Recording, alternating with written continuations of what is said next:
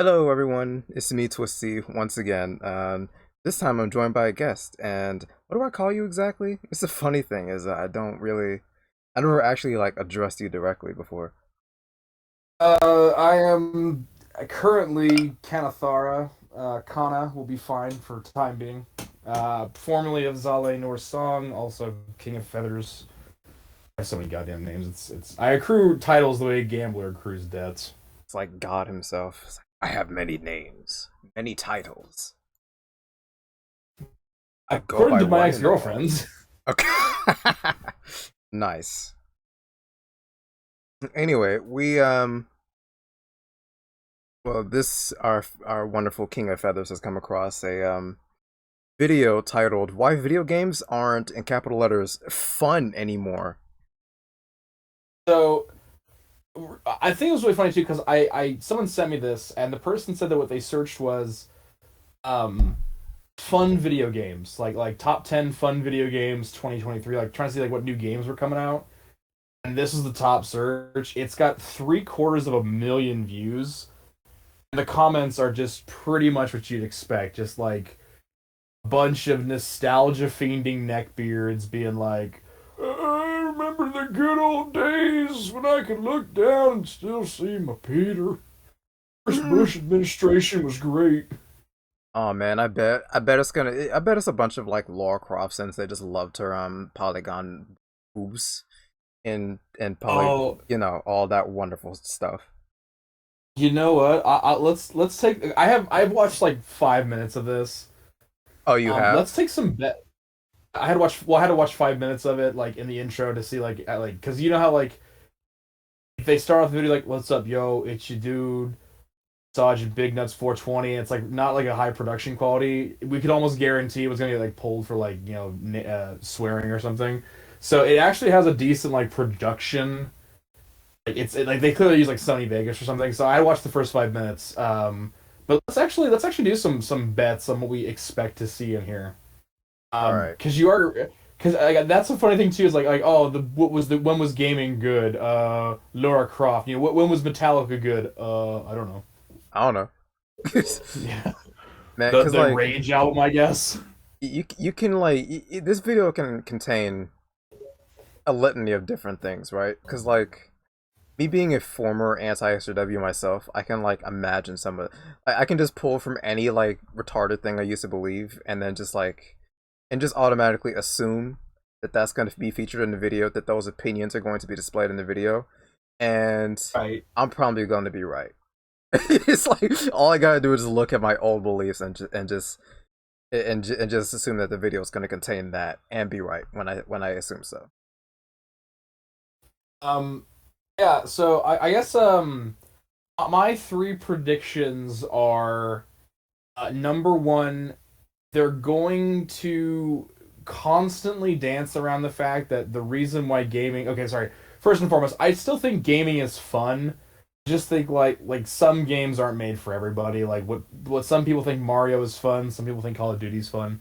Yeah, I'm a um Mario person, but okay, yeah, and I like killing floor, like over the top, boomer shooters, I guess they're called doom shooters. So what I think is going to do is they're going to constantly dance around the idea that quote games aren't fun anymore, and all the reasons are going to be exclusively linked back to like capitalism doing its thing. They're never going to address the fact that it's capitalism that was kind of like ruining video games, I guess. 100%. And they're probably gonna say stuff like that too, where it's like, they're gonna allude to it like being like the corporate execs like only like appealing to a broader audience, and doing so they're gonna say that it's because all the bad things that they're trying to inject that makes video games bad these days is they're pulling too much politics in it. That's gonna be one thing that they're gonna say. Yeah. Too many Um, politics. Don't talk about politics at all. The women as aren't if game. sexy anymore. I can't fap Oh, to these female characters. no. Okay, I'm gonna get you that. But not only are the women aren't sexy enough. Like not just that, but I'm pulling back my old GamerGate information. I'm thinking that they're gonna exclusively mention the bang ability of a character. Yep, 100%. Like how much do I want to physically have sex with her? Because again, with white straight gamer bros, everything comes down to can I fuck it? Yep. Can I have sex with it? And on your other point with it, I don't think they're gonna say corporations screwing it up like the corporate CEOs. I think they're gonna say something like, oh, it doesn't have a good like the art like it doesn't have the same art direction. It's made to appeal to the common consumer. It's like, and where do you think they get these common consumers from, asshole? Like, what's the biggest video gaming demographic? Which means who has the most sway? You know, put two and two together. Hmm. Oh, I also think so because they're talking about like nostalgia. I think they're gonna constantly bring up that like Xbox 360 was like the pinnacle of gaming, but Oh man. they're only gonna name five games, right? They're gonna name Halo, well, five series, the Halo series, the Call of Duty, like the original Call of Duty licensed Call of Duties, the OG Call of Duties. Um, we're gonna name like Gears of War. We're gonna name the Oh yeah. Uncharted series. Yeah, Gears of War is peak gaming. Really though. They're gonna name the Uncharted series, and they're gonna name and they're gonna leave out like all the JRPGs, all the Bayonettas, all the Final Fantasies. They won't mention those. They're gonna mention like They're not gonna mention those at all. they're gonna mention five specific games the entire time, or five specific series the entire time. They're never gonna touch on all the like the complete stinky turd dumpsters that Zero Punctuation was making millions off of, and they're not gonna acknowledge any other gaming system besides the like Xbox 360 is like that's the only game they're gonna care. They're not gonna talk about Atari or the Super Nintendo or the PlayStation or the original launched Xbox. It's just gonna be eighth generation. You know what? You're probably right about that. Well, And I was it's writing for like, Polygon. I was writing for Polygon during the height of the Gamergate crisis. Like oh man. we used to intentionally fuck up articles. So it's like literally just cherry picking basically, and I you have know a you're cherry picking. Not only did we know we were cherry picking, we actually had like series of like we had a list of buzzwords Oh and no. phrases that we had to include a certain amount of You times just to make sure had we got. to? Yeah. Oh, that's amazing. Polygon literally had us make an article, and then a lot of us would actually go and then make burner accounts, which is how I got so good at making burner accounts, to attack the article and spread it to these hate sites to grow the thing. Like Polygon has a class that teaches you how to weaponize people's hatred online. This this just runs deep. It just goes to show how deliberate this is. Yeah. All right, so those are our predictions. Yeah. Let's One see if last they come prediction. true. This one's gonna What's be that? like a little bit of a stretch, but I think they're going to mention indie games, like indie games that have the like the Oh classic yeah. art style. And I think they're gonna make this claim that Yeah. like the reason why these indie games are so successful is because older games are superior and everyone knows that they're superior, and it brings them back to the good old days when games are really good, which is the only reason why these indie games are successful. Bold claim, but I have a feeling that they're gonna say stuff like that. Oh yeah. But then they won't talk about like actual. They'll talk about like indie games like Shadow Complex or like Metroidvania or not, what's the one with the goat and the Megalovania. Like Megalovania. Undertale. Undertale, yeah, Undertale. Undertale. Yeah. Oh, They'll talk there about games like will, that. But dude. This person is probably like super like homophobic, transphobic, and all that, and they're gonna like right. hold Undertale on a high pedestal, even though Undertale supports all of those things that they hate. And you But know they won't what? bring They're up not gonna mention it.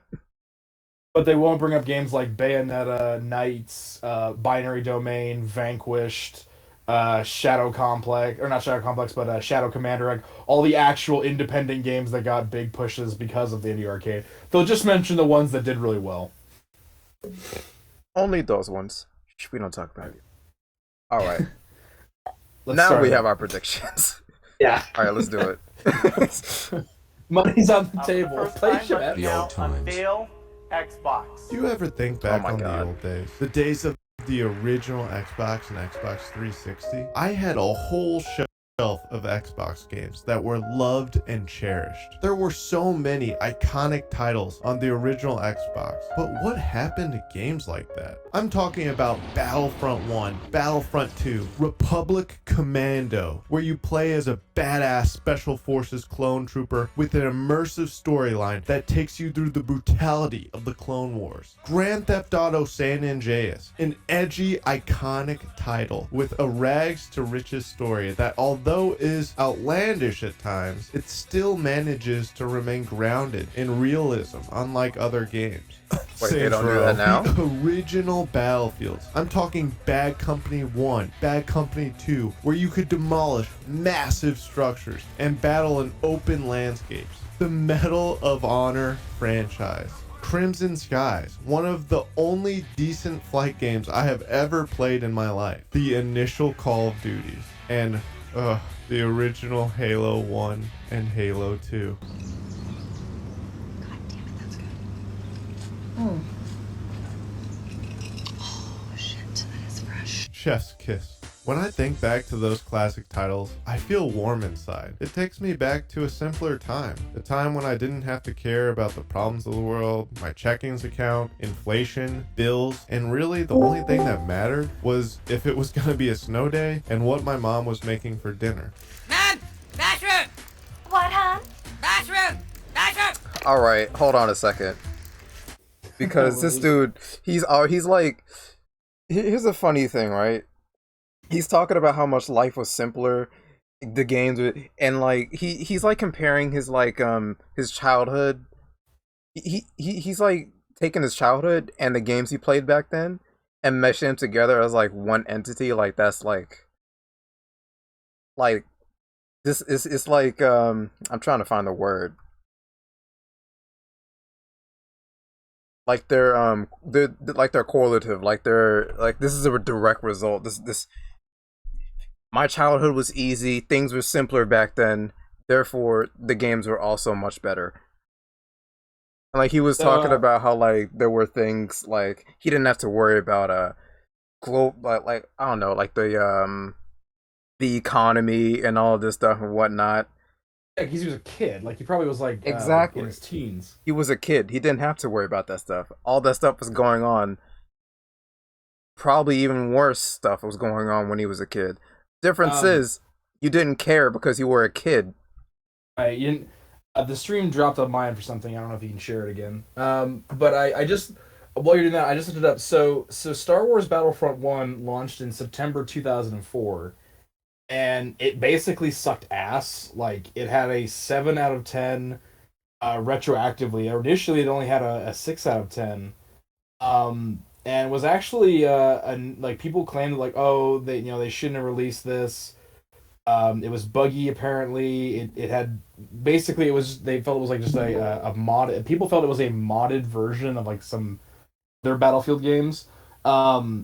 Battlefront 2 would be launched in 2005, a year later, which was basically just a huge overhaul. So.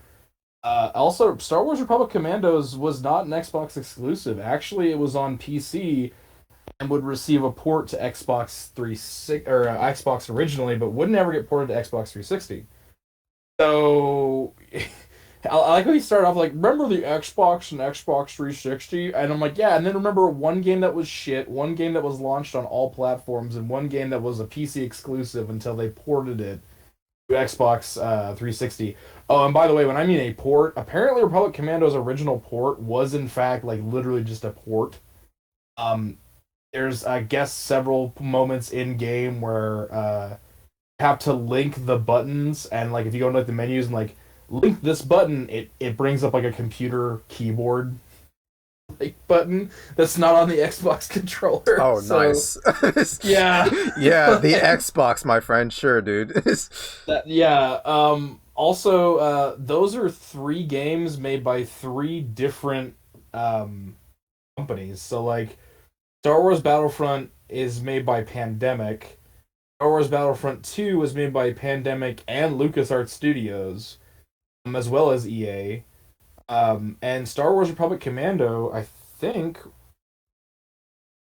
Star Wars Republic... Gonna look it up? Yeah, I'm gonna look up who the company was that made it. Which has oh yeah, that one has a retroactive 10 out of 10, but on the Internet Wayback Machine it has an 8 out of 10. Star Wars Republic Commando was originally for LucasArts and it was released on Xbox and Microsoft Windows platforms. The Xbox release came a year afterwards. So, yeah, he's basically taking like 3 games that were made by ostensibly 3 different companies spread across like a year of development each. So, like he could have just named other games. I think he was just trying. I don't know why, because like I think he was just trying to just name like random games, or he cherry picks. Like I'm gonna assume, which is probably what he did.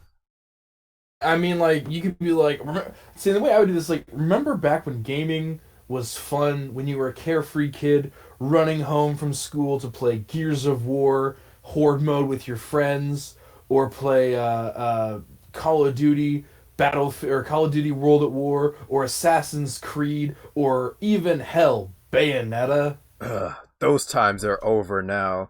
Well, yeah, one like, because you aged, and 2 because you were a kid and you didn't care about that stuff back then. And you know what?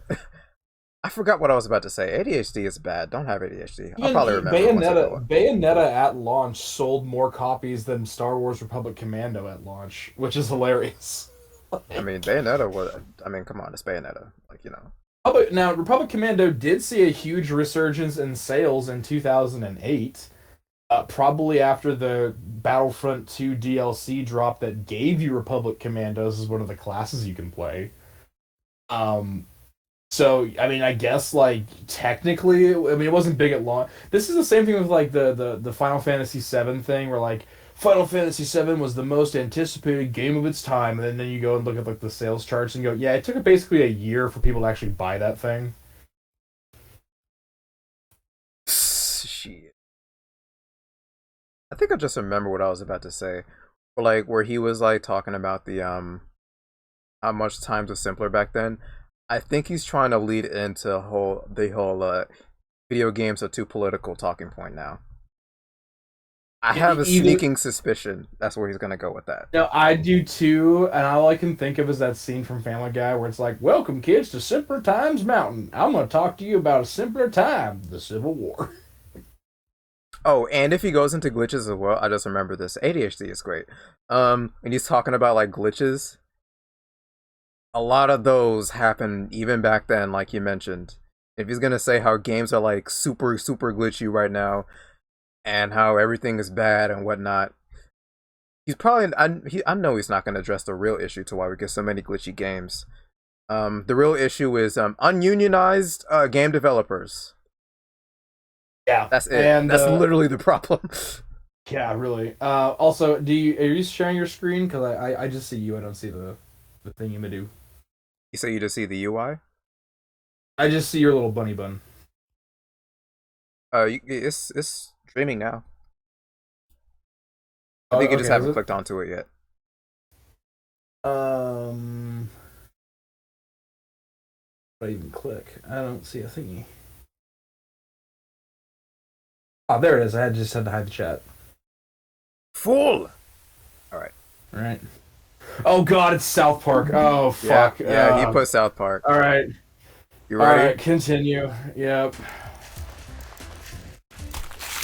What the fuck? Oh, that's a big boy, isn't he? You know, the simpler times as a kid.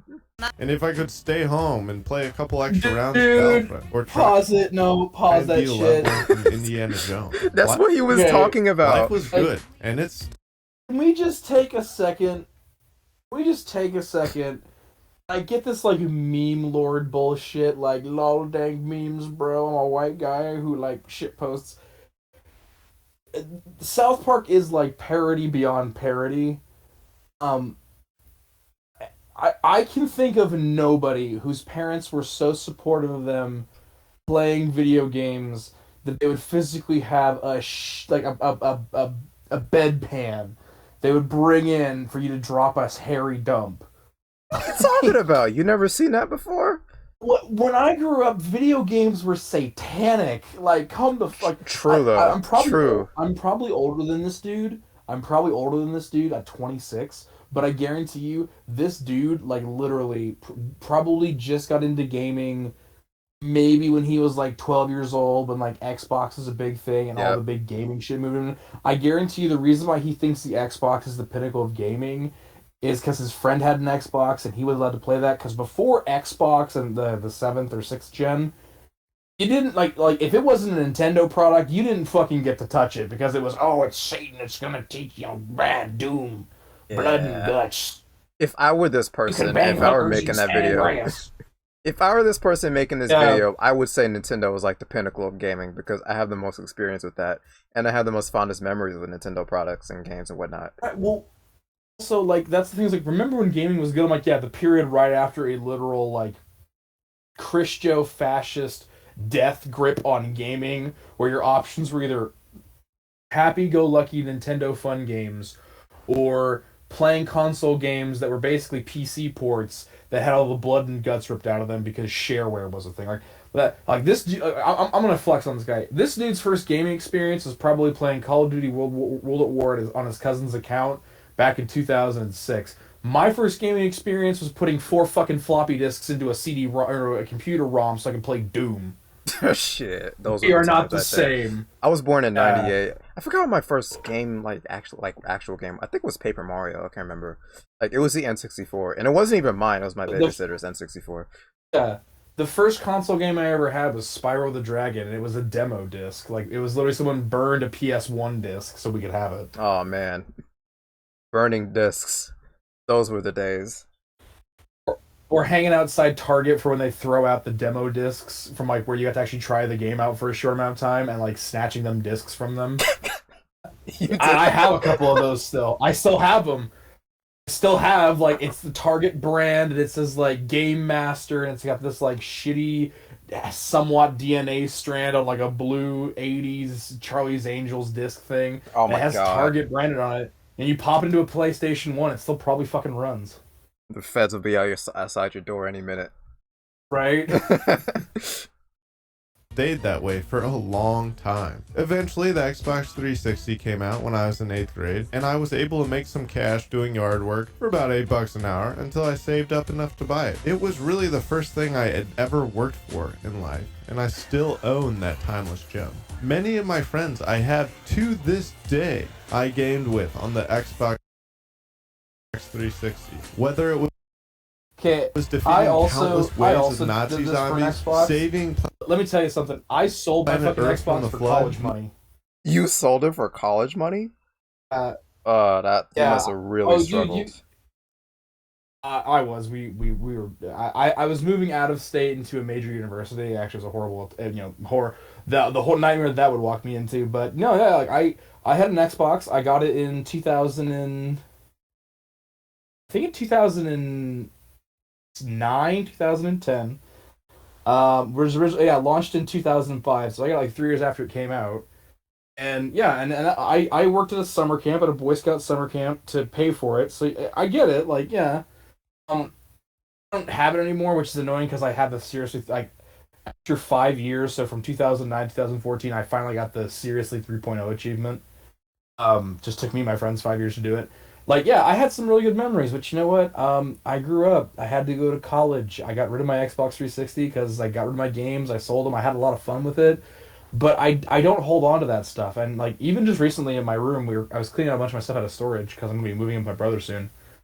I found girlfriends. I found a lot of, like, shit that, like, brought me to tears. It's like, oh, this is the past, and I had to throw it away. I had to move on. And I feel this is a fundamental thing with the Gamergate bros. Like, yeah, he probably had a lot of really good childhood memories. He never learned that those memories are memories. You're never gonna have them back. You're going to move on and make new memories, and those are going to fade. And it's always nice to come back and enjoy it a little bit, but don't facet your entire understanding of gaming around, like, staying up till 4 a.m. with your friends on a Friday night playing Gears of War. It's never gonna happen again. Exactly. That's also partially, well, that's one of the major reasons why I'm like super pro emulation. Because hey, you can always go back in a different form anyway. And you know what? Thanks to, like, the internet and stuff like that, like, I can go right now if I really really wanted to, right? I could buy the new Call of Duty Modern Warfare 2 game, and I think the beta is over now, but I could buy that right now for 70 bucks, or I could go down to my local like used game store, like the pawn shop type thing, buy an Xbox 360 for 50 bucks, swing over to its used game bin, buy probably Gears of War 3 for $5, or go on eBay and buy $5, and I could go and redo that stuff. And maybe when I get older, and my brother and I have kind of like gotten out of college and gotten our stuff figured out, and like we're living comfortably. Maybe we will go out back and buy the Xbox 360, and me and him can stay up like we used to when we were kids, playing split screen Gears of War until 4 a.m. Yeah, that's cool. But like, man, I'm not gonna. Yeah, Sorry. like, me and Twisting were even like talking about this, about doing like a playthrough on like the channel, like figuring out how to play Gears of War 3 on the computer. Like I'll buy you a copy or something, and then her and I would like play the game through like, yeah, that'd be fun. But like, I didn't know Twisting and Gears of War 3 came out, so I wouldn't know specifically who it was. Still, it's that idea of like playing a side by side the campaign with a friend. That's like, we're making those memories.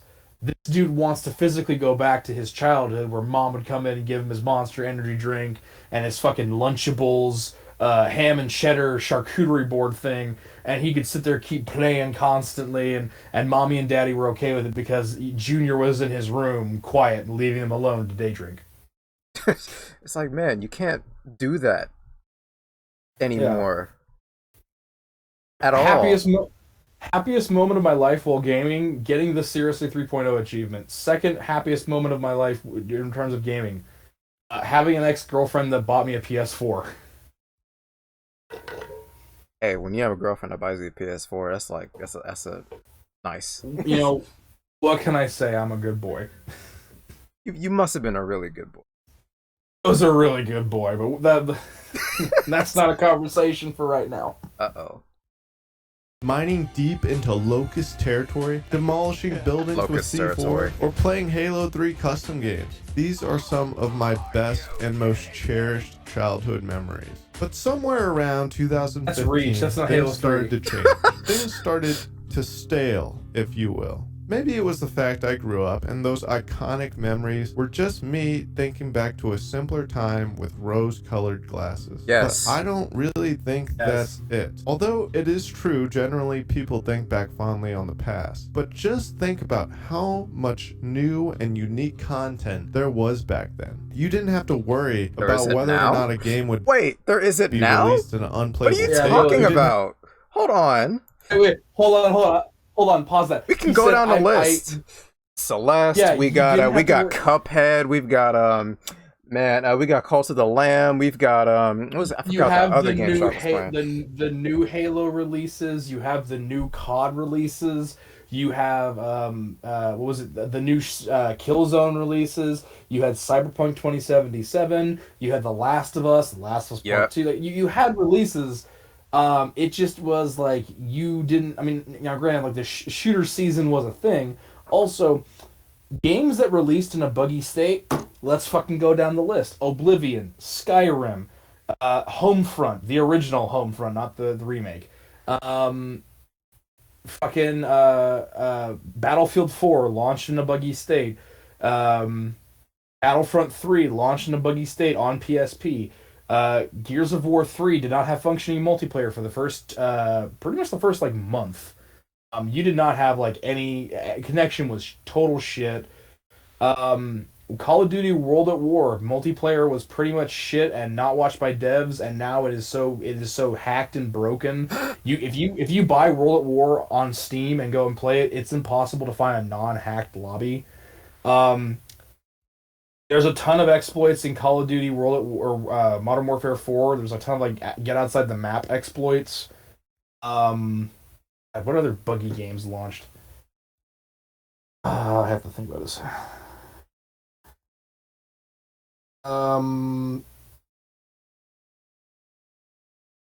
Xbox 360. I mean, like, yeah, like technically there was like a quality assurance back then because like Call of Duty Modern Warfare 2, the multiplayer, the first week multiplayer couldn't be used, and then after that, as soon as people found out the Model 8, remember the Model 1887 Akimbo lobbies where there was just dudes running around with Model 1887 Akimbos?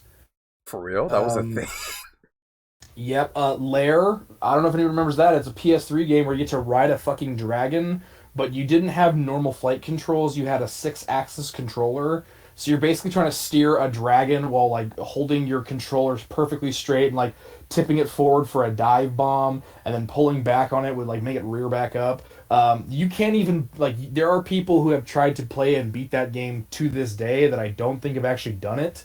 You have to port it and like do a bunch of weird like configurations to get to work. Any game that was made by Cauldron Games, like I can just go on Abandonware right now. Most games on abandonware.com are games that were buggy at launch and the community had to fix them.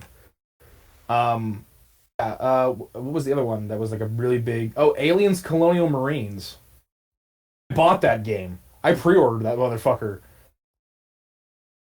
I pre-ordered Aliens Colonial Marines, played it for an hour, took it back to GameStop, and was like, I'm refunding this. Doom 3, yeah, it was that buggy. Like, there was xenomorphs that would just, like, you start the game, and literally the hallway, like, the game had, like, all the xenomorphs pre-spawn, and they all rushed me in this hallway, so the very first mission is me basically having to burn through every single xenomorph in this level the start of the game, and it didn't even. It was like the point of the intro where you didn't even have to like. Here's how you crouch. Here's how you jump. So I just had to figure out what the fire button was and just keep firing. I had no secondary weapons, so it was just me dumping bullets down a hallway.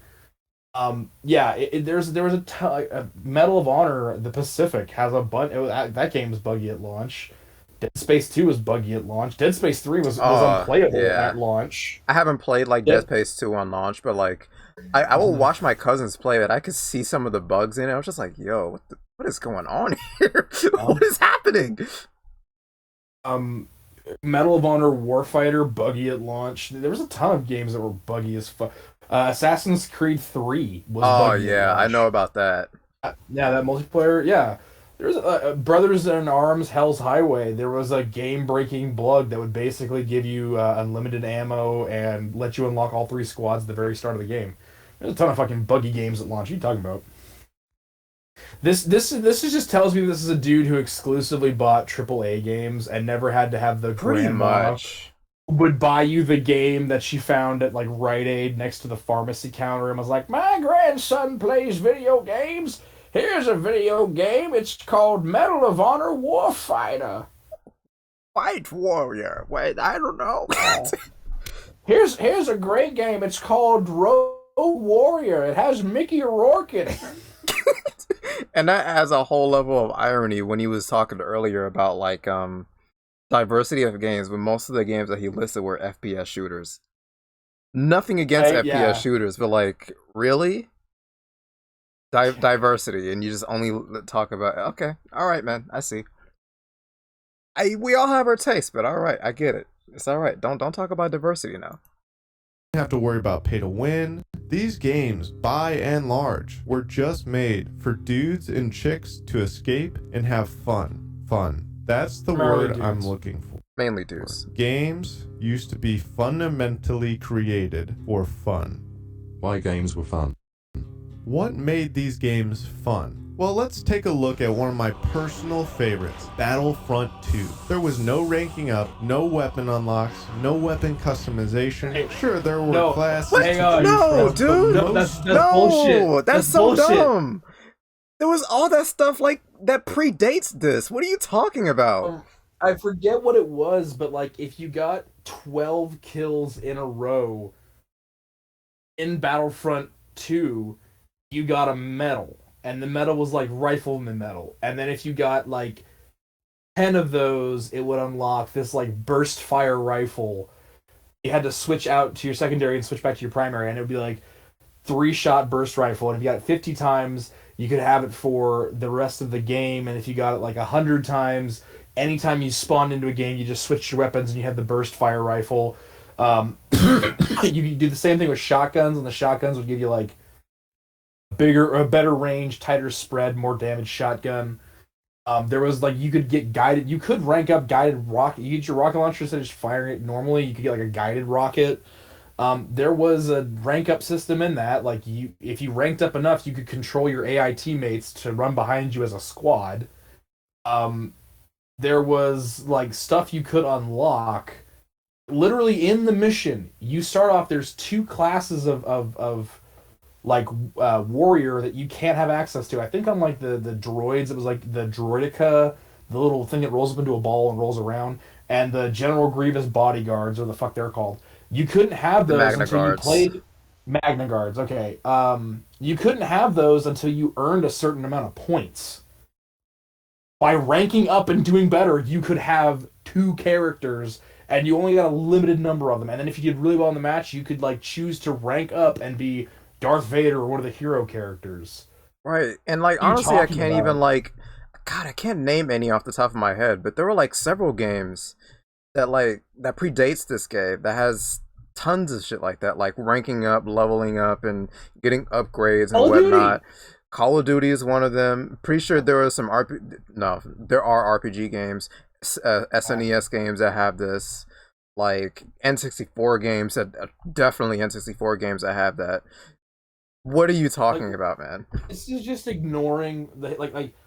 Where do you think Call of Duty got the idea to rank up people or attach purchases to rank ups? Oh, ranking up had to have been a thing for that to be like this is just like this is the problem with nostalgia. They're looking at it inside a vacuum and not realizing there is a natural linear progression and evolution from games of today to games of yesteryear to games of the future to come. A lot of games are then you can make the argument that like the joke about Battlefront by EA was that all Battlefront had to do was take Battlefront 2005, the roster, update the maps, and then republish it. People would have been happy. Yeah, they threw all these different marketing bullshit into it. Like, yeah, there were games that were pay to win, mostly free to play games. There are like the EA or Activision now has a algorithm that they can attach loot box purchases to getting better lobbies.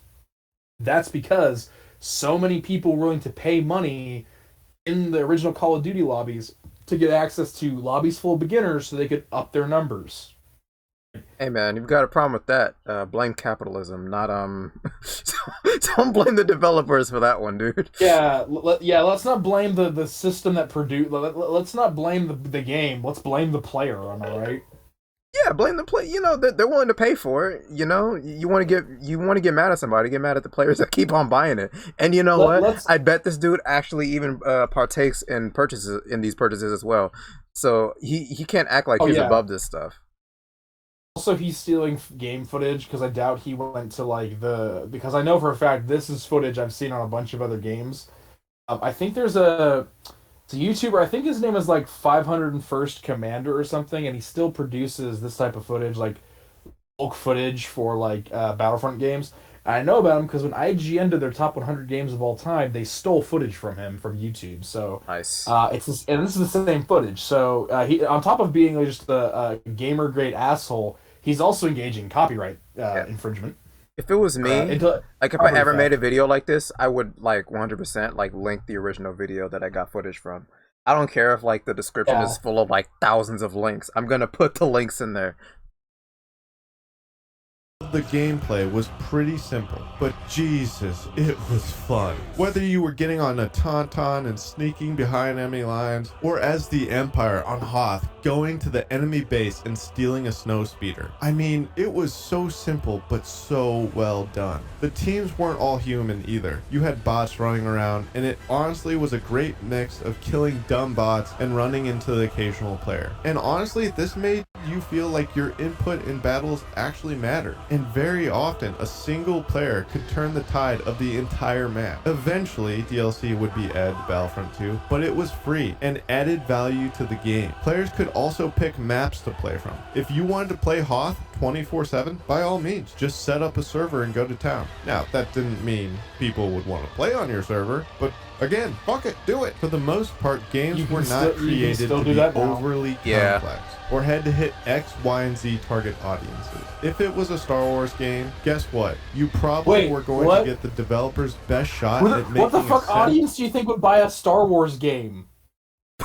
Buy a Star Wars game. It doesn't hit X, Y, and Z audience. Yeah, because like you know what was nice about Star Wars Battlefront is that anybody who was a Star Wars fan could buy it and enjoy it. And the best there was is that Star Wars was not made with multiplayer in mind. Star Wars itself, Star Wars Battlefront did not have actual servers from Pandemic. There was no online server. There was a multiplayer feature that went through, as far as I know, at fraps.com. Fraps.com, you would get server space and run it through a third-party company to get servers on it because the game didn't have servers at launch because multiplayer really wasn't a thing. Yeah, this was kind of cool because you're just playing a faceless stormtrooper or a faceless clone trooper or a faceless Jedi. Like, anybody could pick up this game and play it, and often Star Wars fans did. This game was marketed towards Star Wars fans. But anybody could pick it up. It's all over the fucking box art. It's like, become the Jedi Master. Like, praise the Empire, praise the like. This is marketed towards an audience, just as Call of Duty World at War is marketed towards the Call of Duty World War II gaming audience, and then Battlefield is marketed towards like the realistic, tactical milsim shooter audience. Like, every game is going to market to an audience. The only games I can think of that marketed to no audience in particular is Bayonetta, because I don't know a single fucking audience that is both the intersection of hack and slash, sexy shooter, mixed with people who want to play as a female lead, mixed with characters that look more like they're doing a striptease than they are actually fighting, mixed with a complicated spell system that would rival most Chrono Trigger games, mixed in with a narrative that's just as confusing as the Metal Gear Solid universe. Like, I don't know who that's appearing to. And in this, so they just told a story. Their story is like total anime. Like, it's anime. It is super anime. Yeah. What was the game?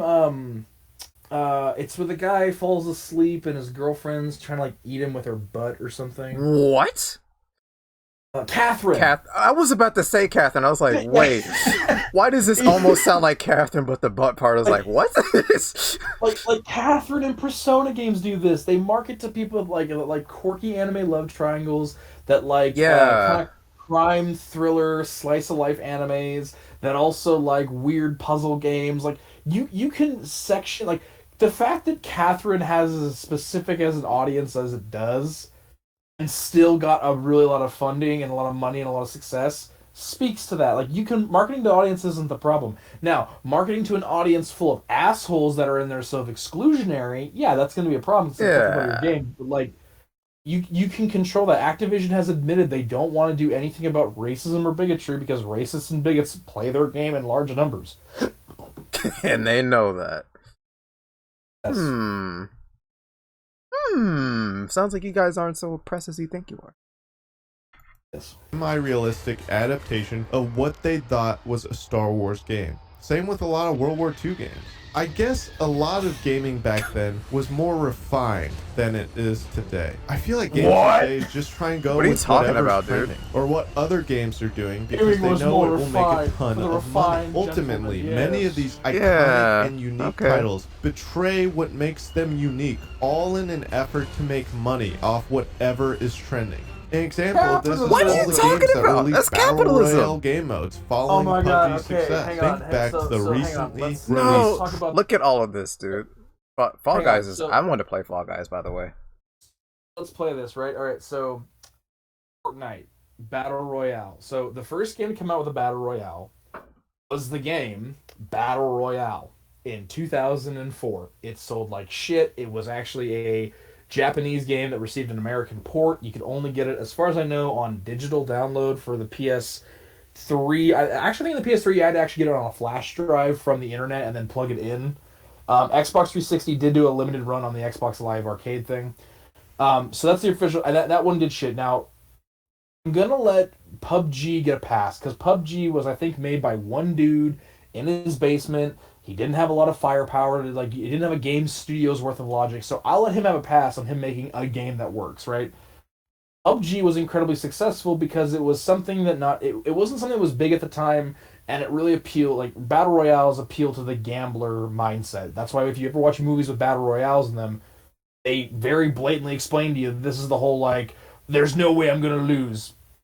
And then after PUBG came out, the Hunger Games series came out, and battle royales got real big. Yep. Call of Duty Warzone was always planning on doing a battle royale. They just didn't know how to launch it and didn't know how they were going to do well with PUBG being as successful as it was. And then Fortnite came out, and Fortnite was even more successful because they refined it and had a big studio budget to work off of. So that's again a linear evolution.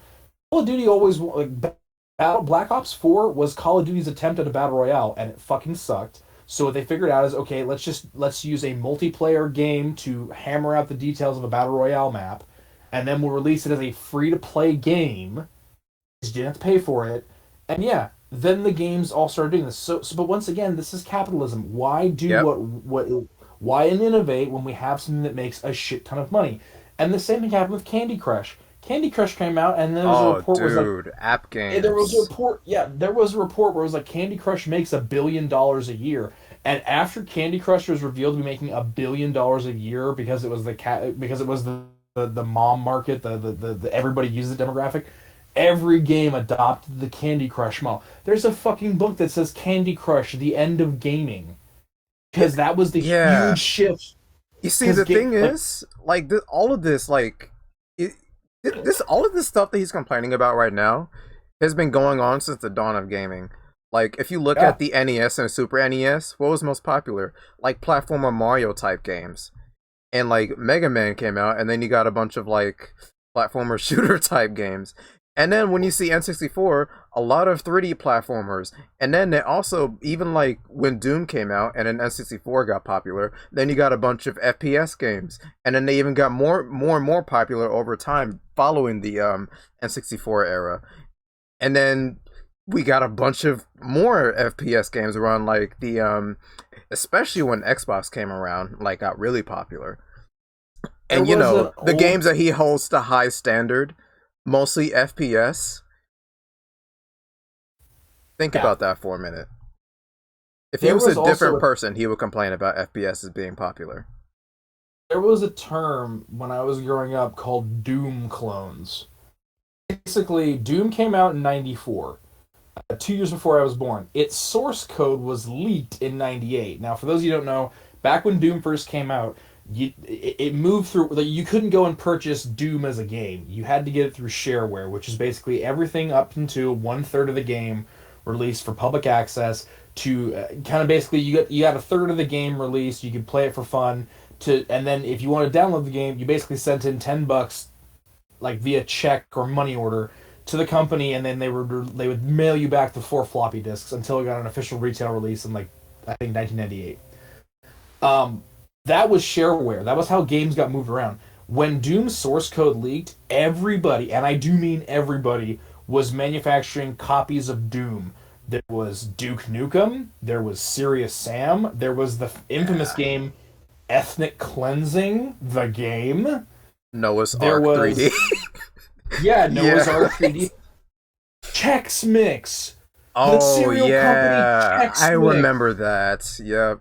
Pepsi Man. There was a Doom Pepsi Man game. The company Pepsi took Doom's shareware and made a shooter based on it. Like, this idea of gaming clones has literally, like, the whole, like, Sonic and Mario literally exist to be essentially clones of each other. Pretty much. Just from different companies. Yeah.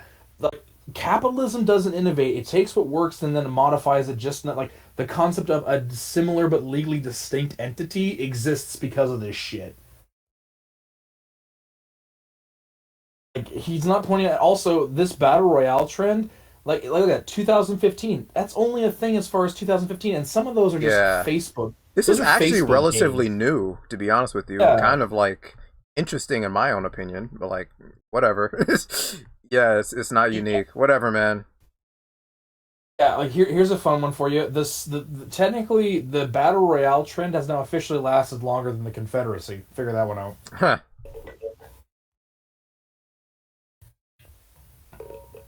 Alright, what else does this fucking intellectual have to say? He's very intelligent. Travesty that is Battlefront 2. The game was supposed to be an easy slam dunk. Old fans like me had been dying to recapture the memories of our childhood and make new ones. The trailer started coming out and hot damn, the game was gorgeous. I immediately threw $60 at EA and marked my calendar. Then it released, and motherfucker, the devs were so greedy that they built the entire gameplay loop around microtransactions. Not even a consistent way to rank up your character based on skill. Only RNG loot crate. Wait, that was the just a small thing. Wasn't he like slightly kind of like poking fun at the whole like ranking up thing earlier. And now when he's talking about microtransaction, it's like, oh, now you can't rank up fairly through gameplay. Okay, so you can rank up fine through gameplay. It just comes down to you can't like, and I run into this with Battlefield and with Call of Duty. So when I play Battlefield, I tend to either play machine gunner, support, or medic if there is no machine gunner option. I don't give a fuck about my KD. Having a big KD has never gotten my dicky sticky. Being a good team player actually has, ironically enough. I am more concerned about going in and saving people, even if it means I'm going to die, than I am about worrying how many kills I'm going to get. So I guarantee you, while this guy is sitting like on a hill, humping the grass with a sniper rifle, trying to channel the ghost of Chris Kyle to get those Kennedy shots, I'm over here saving my teammates. Now, as a result, I rank up way faster than he does. So yeah, he probably does have to rely on these like loot boxes to rank up because he doesn't play the game in a fun way. He doesn't, help his teammates and actually be a good teammate in return. Moreover, he's like, I saw EA released a game that was really, really cinematic and I threw $60 at it. Okay. Do we need to bring up the scorpion and the frog? It's EA. EA already fucked you once with Battlefront 1 and you're like, well, they're not going to do it the 368th time. Lol, Lamau. Yeah. I'm not gonna feel sorry for you, dude. You got like how many games has EA and Ubisoft fucked over? Stop buying their games. Stop buying their games. Or wait for the games to come out and get fucking, worked out a little bit. Which is what I do, honestly.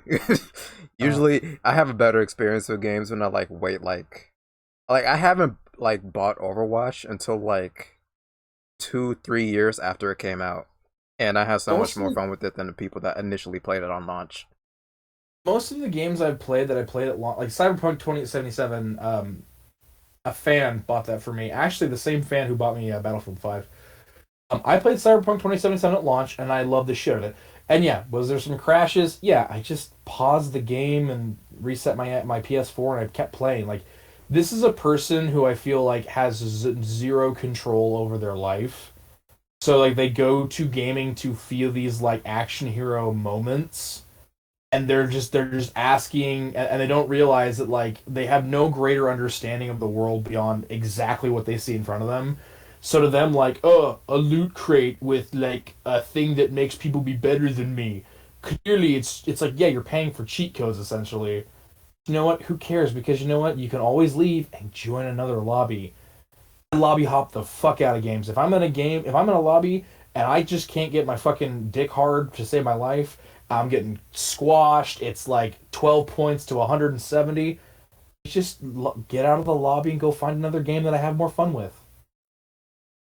What am I honestly gonna like? Oh, you leave your team. Yeah, we were gonna lose anyways. It's a foregone conclusion. Like, no one's gonna fault you for it. Just move. Yeah. The only or way my brother to will call me and be like, hey, I want to logged go in hang that out first downtown time and and grab was some drinks, instantly meet some girls? Yeah, sure. Yeah, sure. Let's go. Let's do it. Let's go. Or do I want to go down to the gay bar? Let's I want to go down to the gay bar and get guys. Well, no, seriously, do I want to sit here and get pissed off I didn't get my random Lando Calrissian with a golden blaster skin, or do I want to go down to a gay bar and have some hunky leather daddy buy me drinks for free? Come on! Come on, you gotta set your priorities, man. Right?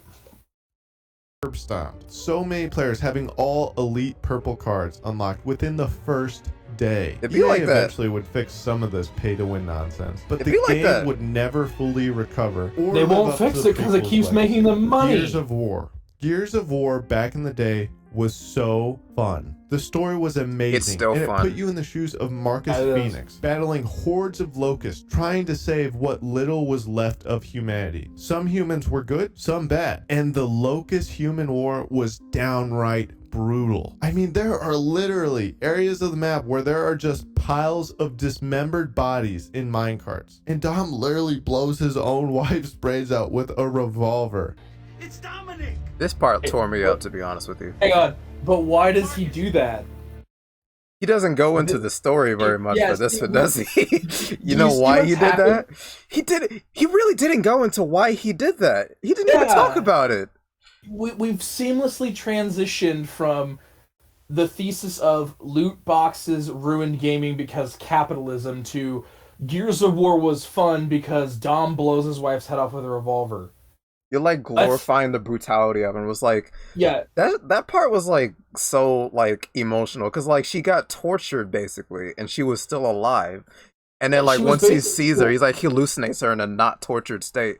And then once he sees what she actually looks like, he's like, oh my god, Marcus, I don't know what to do.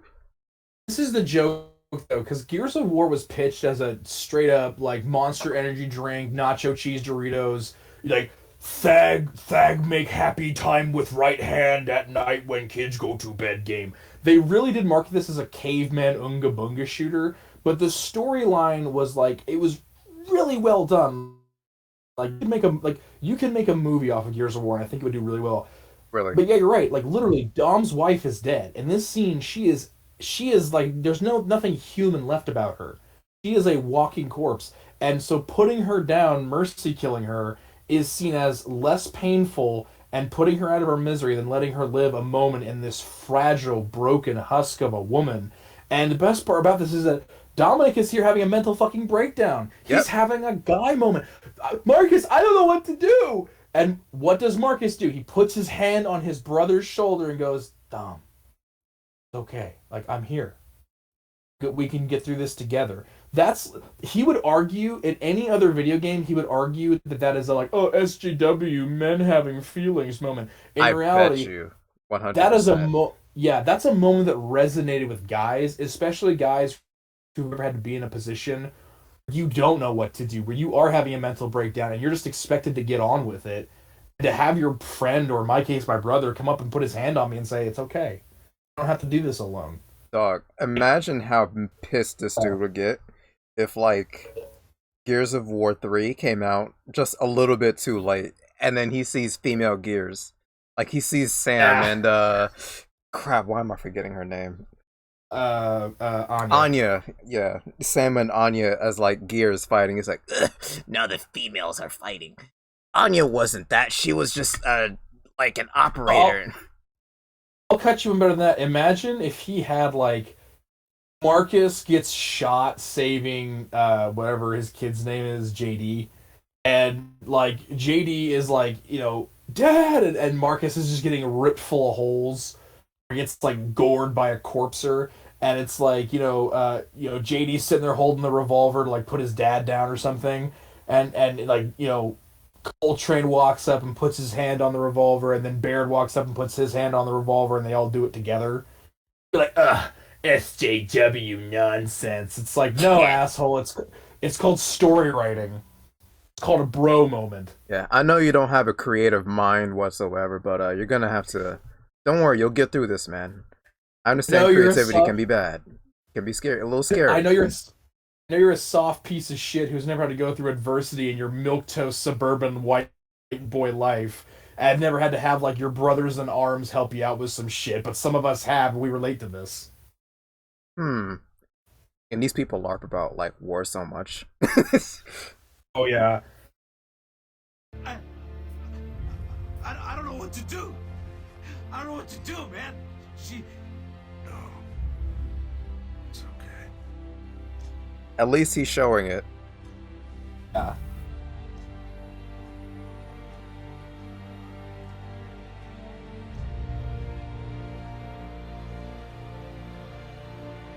I'm so sorry.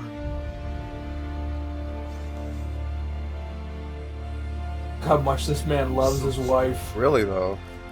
And like for the entire game he's been worrying about her the whole time. Yep. I love you so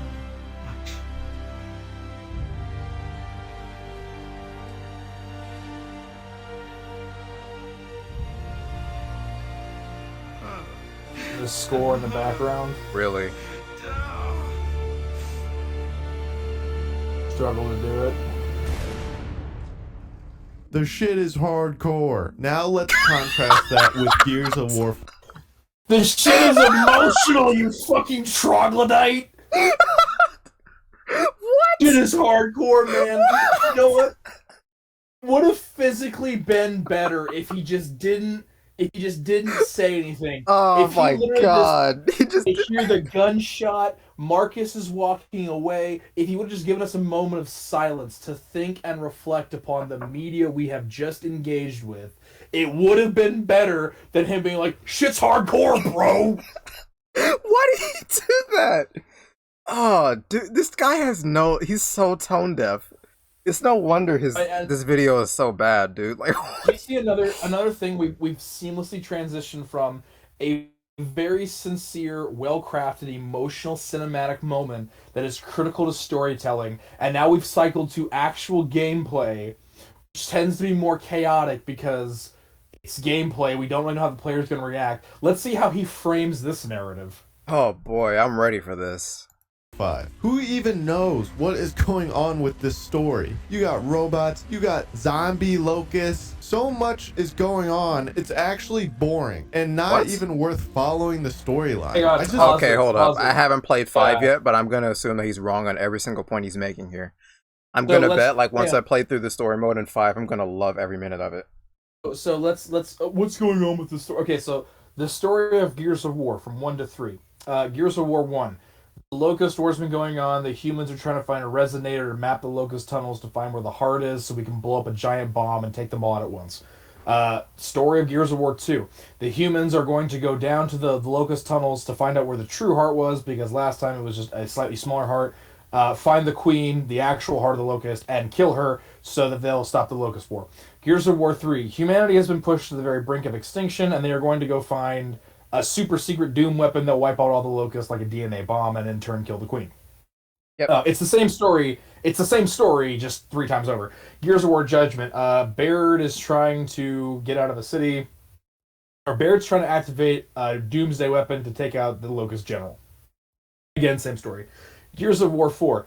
Humanity is rebuilding after the Locust War, but it turns out that some of the Locust-human hybrids, the humans originally made as bioweapons to fight the Locust, have returned and are now developing into something called the Swarm, I think. No, Yeah. the Swarm. The Swarm, Swarm. because the Locust Horde.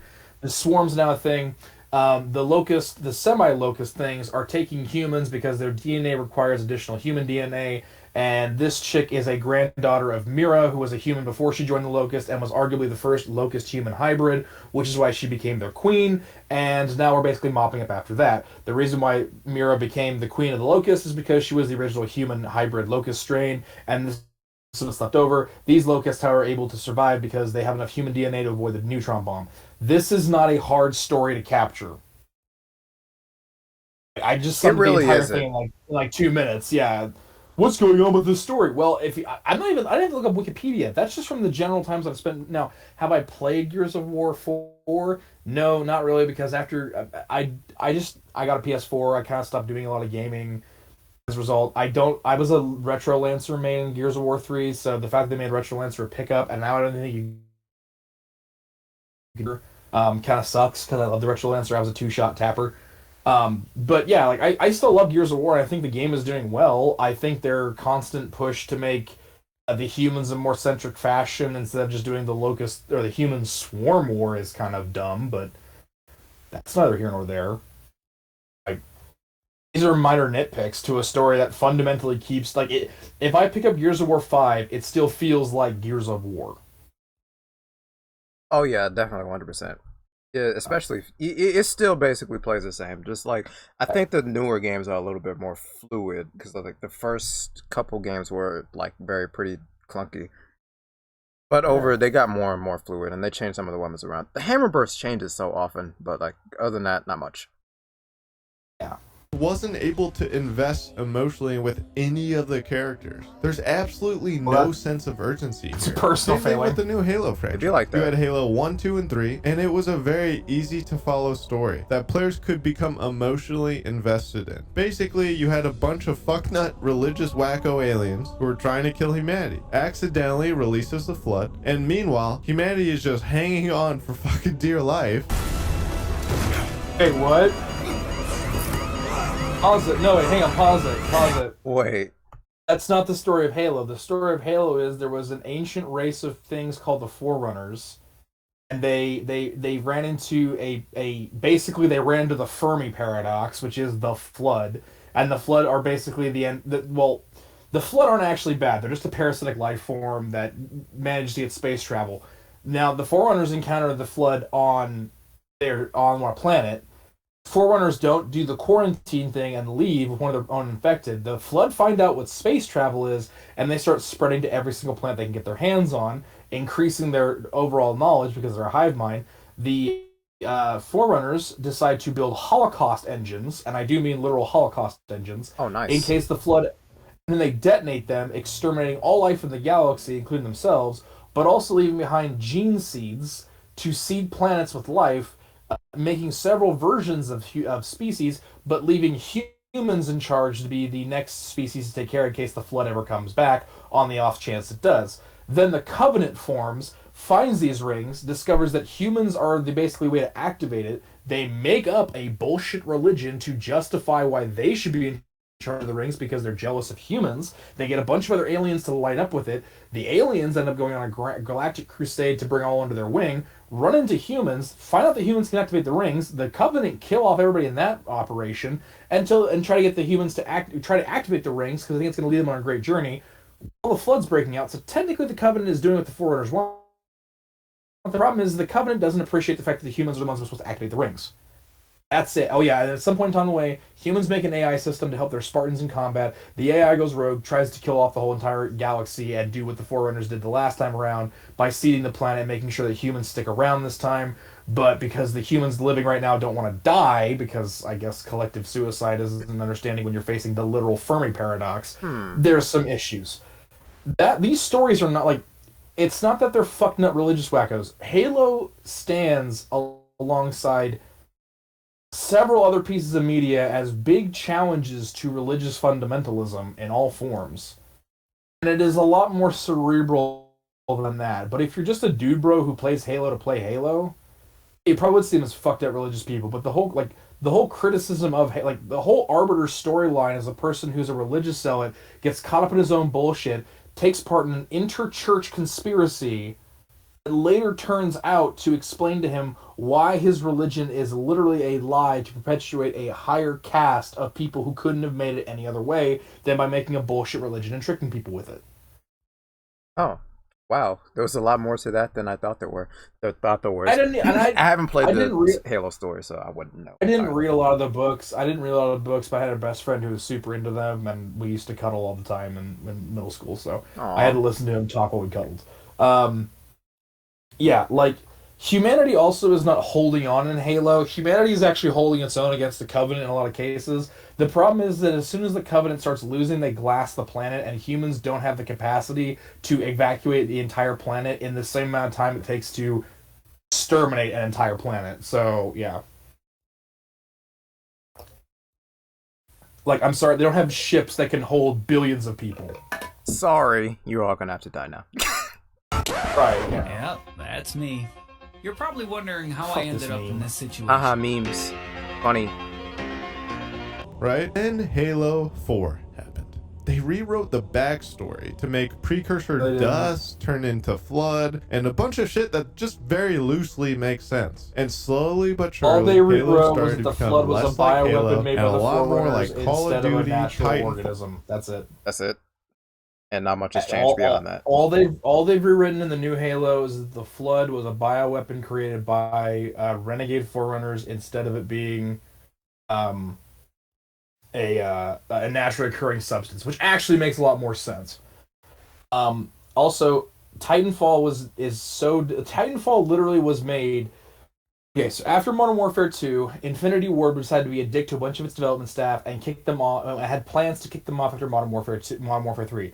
Halfway through Modern Warfare 3's development cycle, they started firing people, and the memo got leaked, and a bunch of the people that were in Infinity Ward went off to go make Respawn to make an actually fun game that they wanted to make. They made Titanfall, which had giant stompy mechs. It had wall running. It had smooth movement across rough game Brink made that everybody got shit on Brink for. A bunch of that shit came together together and they made a really fun game. Now they didn't have a ton of resources and they were a brand new studio, so Microsoft only gave them multiplayer. They came back, kicked ass with Titanfall 2 and did really, really well. Meanwhile, Call of Duty has been on the downswing since Black Ops. The original Black Ops. So this idea that like Halo came out in 2006 or 2005 with the launch of the Xbox 360. Call of Duty really didn't become the Halo killer until at least 2008, 2009. Sony has been trying to make the Halo killer since Halo CE launched, and Titanfall ended up being the COD killer for a long time. More people were excited about Titanfall and Titanfall 2 during the Halo or the Call of Duty Advanced Warfare and Call of Duty Infinite Warfare cycles, and then they fucked it up with Apex Legends and had to sell their souls to EA, and EA's been fucking that company over. And then it was Battlefield's turn to be the COD killer, and then COD came back and was basically like, hey, we got a new generation who doesn't know what COD killers are, so we'll just ape those assholes. Again, just quoting nostalgia, but not recognizing the linear history and evolutionary progression of gaming at this point in time. He's quoting Titanfall, but he's showing images from Titanfall 2. Game that came out. I love it when they do this. Game that came out 10 fucking years after Halo. It's like the game you're talking about. Just use the game for the footage. Use footage from the game you're talking about. Oh. You're already stealing footage. It's not that hard. Just get. Right? Come on, man. Get with the program. Fall, or really whatever was trending that year. I've heard the new one is good, but at this point I will believe it when I see it. I guess my point is old games. You're showing footage from a game they you haven't have to go try hard and make even crazier, less believable storylines to top the last game. Many of these new games just go way too storyline in the last making game. themselves stand out so this far is literally apart from what comparing they apples were. And oranges. What are you talking about? Wait, like I think I just heard what he was trying to say. Like, they're trying to make the stories more complicated or do too much with the stories and try to be different. That's what this motherfucker has. Everything does. This motherfucker has no rights to talk about complicated storylines when this guy has after watching the Mercy killing scene in Gears of War goes fucking hardcore, bro. Hardcore, bro. Dude has no media awareness. This is the kid that when we put him, like, if he was tasked with reading Lolita, he would side with Humbert. He wouldn't side with the fact that the book is a meta-analysis on the perversions of white culture and how pedophilia is ingrained in our society. This complex storylines. Motherfucker, you can't talk about complex storylines. The rest of us are on Lord of the Flies. Your ass is still on Fun with Dick and Jane. This man probably likes the Colbert Report. No, he probably gets all of his news from CBS. He gets it. He gets it from watching the quartering videos. Yeah, dude. Yeah, they're right. This is a guy who watches the current season of The Simpsons and still thinks it's just as good as season 3 of Simpsons. Oh, dude, it's like so funny, dude. South Park is so based. This is a guy who unironically watches the channel No Bullshit to break down South Park episodes because he can't afford Hulu. Yes. Things that like, No Bullshit's giving a pretty good media analysis of South Park, not realizing that No Bullshit just sits there and explains the jokes. Man, the new Charlie's Angels is bad because the new Charlie's Angels aren't sexy enough. I remember watching that video back when I was in Anti-SJW, and that was literally like the breakdown of his analysis. They weren't sexy. That's it. That's literally his thing. The new Charlie's Angels is bad. The old Charlie's Angels was bad. Charlie's Angels is literally just like every other spy movie, but with chicks in tight leather. Also, the original Charlie's Angels, they don't flash that much like TNA because it was PG-13. Most of this, like, aside from the chicks being strapped to like tables in like weird erotic fashion and one chick riding a bull in like a thongkini, that's it. There's no like lewd TNA. And if you're still getting like, I can say that as a young kid because when I was a kid, Charlie's Angels came out on VHS tapes.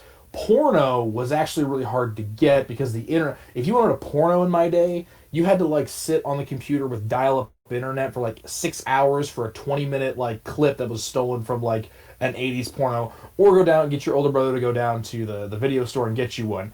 In the modern day, where kids can pull up their Snapchat and instantly get titties, sex appeal has gone out the window because mainstream media is never going to be able to compete with the advanced access of porn we have nowadays. Yep, 100%. So sexiness isn't even a factor, and most people Not don't watch even. movies for TNA.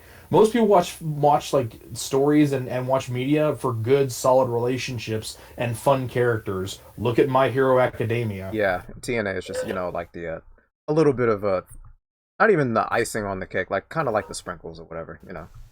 Yeah, it's the sprinkles. Yeah, that's a good point. Ultimately unnecessary, but you're not going to complain if they're there. Exactly.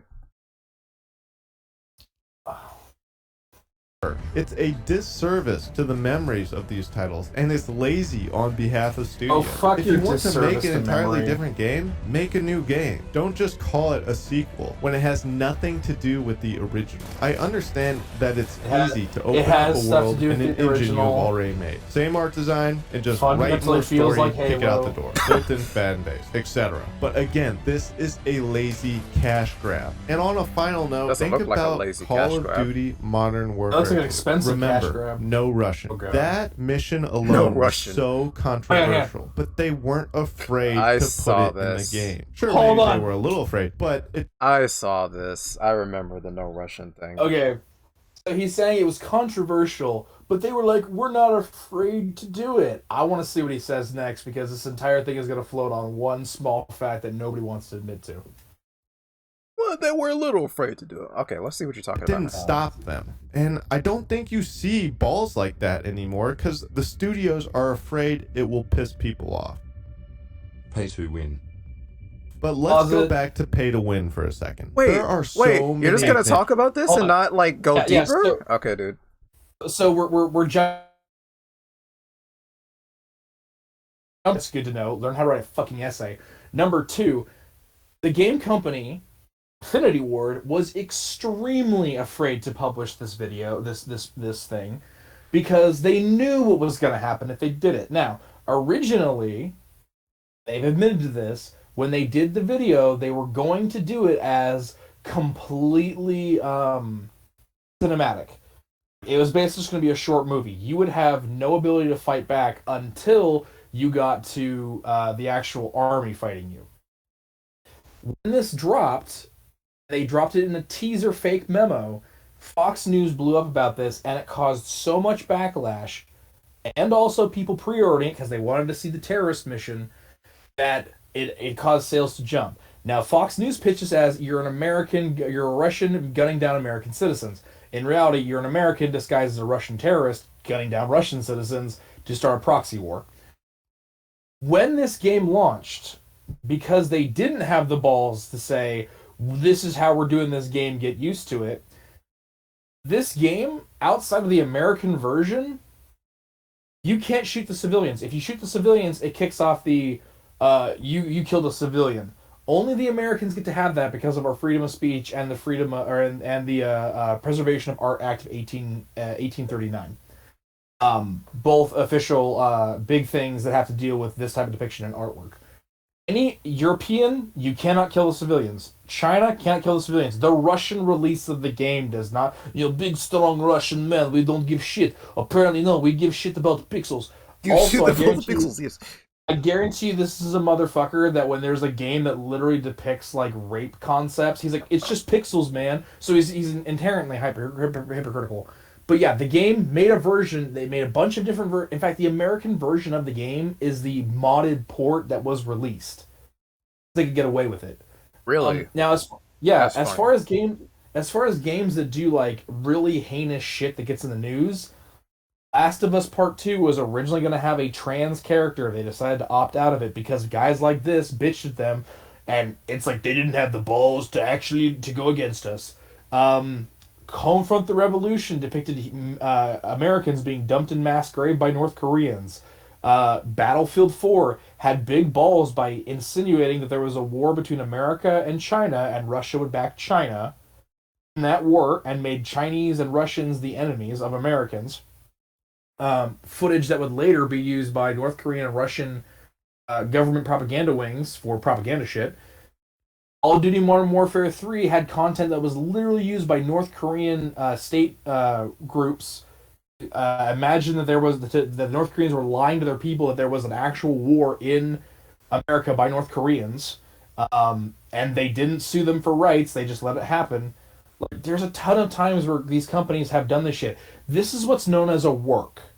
Company intentionally giving itself bad press, thinking that any as long as they're talking about us, it drives sales. And in this case, it did. Yep.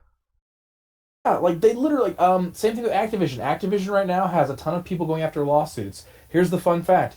Polygon and my writing team actually went and interviewed women from Activision in 2015 about their abuse in that company. It didn't get mentioned until 3 years later in 2018. That lawsuit got a bunch of the guys like this dude to invest in Activision games because they supported them, being misogynists in the workplace. And now Activision's going bankrupt because their bet didn't pay off, and Microsoft's going to buy them.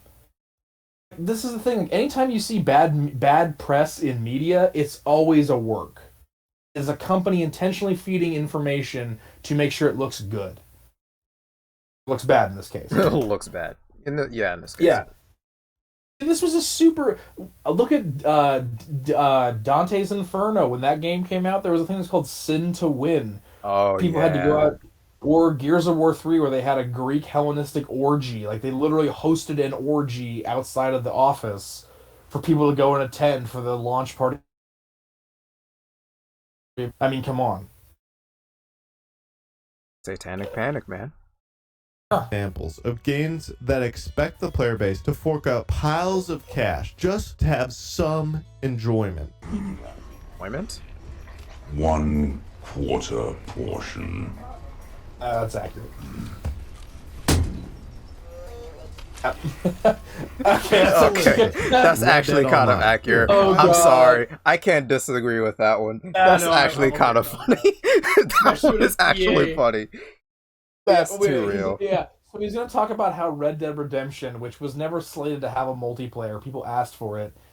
Not a multiplayer that was boring as shit. If you waited a few years, it was playable, but Red Dead Redemption was better as a story anyways.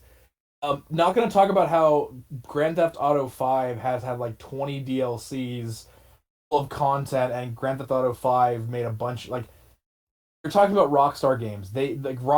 How are you going to talk about game companies don't have balls and then seamlessly transition to a fucking Rockstar game, the game that makes its living off of being coked off its balls and doing weird shit?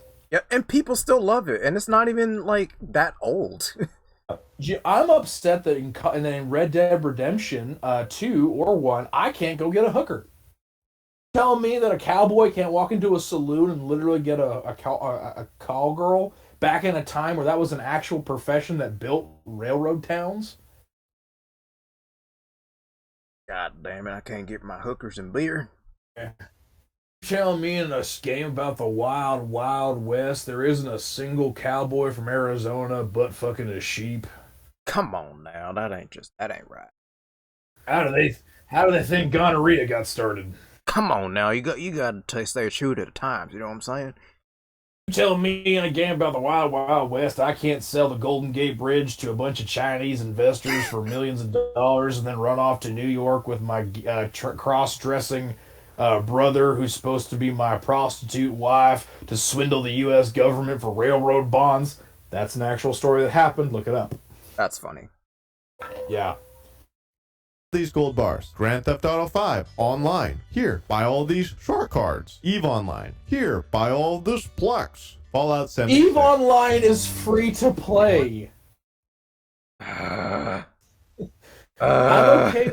Isn't that kind of the agreement of the gaming public that online games, if they're free to play, are allowed to have microtransactions? Yeah. That's how the company makes money. I'm perfectly fine with free games having microtransactions. Yeah. One of the great things about having a fully dynamic game engine is all of this just works. It's not, I'm not kidding. And again, it just works. Most offensive thing about this is the version of Country Roads. Yep. Go Nice. check out the Atom Store. FIFA. I don't know, card packs or whatever you fucking FIFA players play. Clash of Clans. Make sure you get Oh, yes, a Clash of Clans, mate. On FIFA. FIFA gets a fucking like when you're talking about games that have completely surrendered to capitalistic indulgence, and this talking head, this propaganda mouth doesn't want to actually talk about how FIFA is just updating the rosters every year. The actual players have in their contracts getting modeled, but don't get any fucking money. The fact that the newest FIFA was a FIFA that included street football, that took actual street footballers off the streets of Brazil to do mocap for them and didn't pay them fucking shit. They don't get royalties. The fact that EA literally threatened to sue the FIFA World Cup and remove its funding if they ever try to like argue for corporate rights. The fact that literally FIFA has sent people that were arguing for unionization into like countries that are known for being like kind of war-torn shitholes. Like one of the guys who was actually arguing for gaming unionship at AA's FIFA branch was sent to Caracas to get street football players and like the alley FIFA Flash game. That guy almost got killed. Like he almost got kidnapped and killed. Jesus Christ! You cannot tell me this is that really EA deep. You cannot tell me that EA didn't know that was kind of like a shithole town that had a good chance of him getting in trouble, and then intentionally sent him there to do it when it wasn't even his job. Like literally, you're gonna say like of all the capitalistic bullshit indulgence, EA gets a fucking pass on their literal like monument to human EA. Also, again, a seamless transition from full-fledged AAA games to Clash of Clans. Right, that's the thing I was laughing about. It's like, okay, dude, yeah, okay, you're really just like, you're really stretching. You're really reaching, my friend. Right. Evil Knievel couldn't make that leap. It's like, games are really bad now. Look at Last of Us 2. Also, look at Angry Birds. What? Wait, what do you... Huh? that's the level of comparison we're at. Christ. That's the level we're at when it comes to this. EA. And the list goes on and on. And even if a game is not pay to win these days, you best believe that once it is released, there are going to be all kinds of DLC or special packs the player is expected to fork out extra money for. It just makes me angry. And that's the Sims 4 and the Sims. Most of this is The Sims. Yeah, the reason why The Sims does that shit is because The Sims 3 has been around since 2012, and The Sims 3 has had that many add-on packs because Max has figured out that instead of making a new game every year, which they were doing in the PS1 and PS2 eras, they could just release content packs and people could buy the content packs as they wanted for two reasons. Number one, Sims is a single-player game. There isn't really a multiplayer aspect. Like, Sims is not equivalent to Call of Duty. Number two, people wanted to pick and choose what they wanted in Sims. So, like, it used to be, back in my day when men had pyramids to build, you bought Sims. There was Sims 2 that had a few more additions and a bigger catalog of stuff to purchase and buy. Then there was the Sims 2 Pets, where you could have a pet, and there was stuff for the pet. Then there was Sims 3. That Sims 3, you could have pets, you could have kids, and you could build an entire little township. Then they kind of figured out, let's say you want Sims, but you don't want the pets, so you don't get the Sims Pets add-on. Oh, you want Sims, but you want to have a city, but you don't want to have the Sims City Maker remake. So instead of owning 3 different Sims games you had to swap out and swap in, yeah, now this is actually good because most of the Sims content, I'm looking on the side, is like $10. $10 for Sims Showtime, where you can build a theater, you can do theater stuff with your Sims can be an actor, they can like go to Hollywood and stuff like that. That's cool. That gives a player choice for a payment because they can just play Sims 3 if they want. And this is on Steam, which is, there's mods, so you don't even have to get the payments. That's totally a moot point. In terms of Call of Duty, yeah, if Call of Duty locked guns behind a paywall, it would be bad because the guns would be totally broken. And the game has gotten shit for that. When the game first launches, there's a battle pass that gives you basically the best make of the gun. You can run around and kill a bunch of people, rank the gun up, and then by the time that everybody else has unlocked the gun through natural progression, the gun's got a patch to bring it back down. Okay, fine, whatever. It'd be like people that. Who pay, yeah, that's just the nature of the beast. It'd just be like that. But you can't compare Sims 4 to Call of Duty and be like, the issues of the microtransactions are the same. Because as far as I know from the Sims community, they like this model. They prefer having the individual packs built out where they can purchase what they want, Sims is, again, a game that's been around for 10 years now. Call of Duty gets yearly installments. Like, $10 over 10 years is a little bit different than $10 over 1 year. Loser. I'm gonna be so mad. Like, honestly, I'm gonna be so upset if like 90% of this video is just complaining that microtransactions exist. And he goes from like Star Wars Battlefront, and then he just talks about Jetpack Joyride. And it's just, okay, dude, your analysis is weak. And now waiting for him to say that characters now aren't fuckable enough. I can't wait till we get to this part. I hope it's in this video. I really hope that this that I want to see what characters. I want to see what characters he thinks are fuckable. Me too. And I probably might agree with him if he even lists them off. Reached the point in this video where we address the elephant in the room and what truly ruined video games: greed. I hate to say it, but I don't see this getting any better. Why don't I see this getting any better? Right. Simple. The shit He actually works. kind of hit on The it. gaming industry is vast, and they are raking in record profits on this pseudo gambling loot box business model. Yeah, if it sucks. works and it's not illegal, why the fuck would they make any effort to change it? The answer is sucks. they won't. They won't until players grow tired of it and stop participating in it altogether. Take Call of Duty Modern Warfare, for example. Every week or so, they drop a new purchasable weapon skin. Say it takes devs 30 hours to design and code it. As long as enough people buy it to pay for those developers' time, it was worth it. I mean, it really is a no-brainer for them. Lazy cash grabs. Another major issue with gaming these days is the lazy cash grabs. Like, studios aren't even trying to hide it at this point. Every 2 years, they just reskin a previous game and toss it out the door. Look at Halo franchise. Halo... My man, I'm just gonna touch on this for a little bit. That has always existed since the dawn of gaming. Yeah, really. Like, literally, this stuff has plagued the NES since it's like, I think like 2 years after released. You would get like reskin versions of NES game. You get like a bunch of like lazy cash grabs. Like, if anybody has watched The Angry Video Game Nerd, and like he would review a bunch of LJN games, that's what a lazy cash grab looks like. They would literally like make like really garbage video games on the NES and slap like a popular movie title to it and then just rake in the dough. That's literally all it is. This has been a thing for years. Nothing's new. What about Tekken? Like Street Fighter, Mortal Kombat, literally for like Mortal Kombat 1, 2, and 3 are literally just palette swap sprites.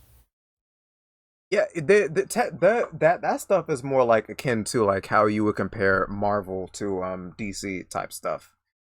Yeah, literally like Street Fighter releases itself. They basically just add like maybe like 1 or 2 new characters. Like here's one: Mortal Kombat 9 is the reboot to the reboot Mortal Kombat. Then there's Mortal Kombat 9, which added like 3 extra players. Then there was Mortal Kombat 10, which added like 6 new players. And then everybody still fundamentally... And there was DLC characters. Like, this idea that, like, just release the game but with a roster update. Ironically, again, we completely jumped over FIFA. That's what this is. Like, FIFA 2013 is the same as FIFA 2014, just with a roster update. Like, there's people that are still playing FIFA 2020, FIFA 2014. 2014, yep. Sorry, 2014. Because the FIFA 2014 roster is virtually the same as its FIFA 2020 roster. Yep. Don't even get me started on the new Super Mario Brothers series. Holy shit. Oh, actually, that's a fun one too. When he was talking about how capitalism just produces the same game. Okay, so when the Street Fighter trend was big, you had Street Fighter, you had Tekken, you had Streets of Rage, you had Bloody Roar, you had Curb Stomped, you had Gang, you had Streets of Blood, and you had Gangland. Those were all fighting games. All of them. Or virtually... God, Bloody there's some Roar stuff was... you don't even know about.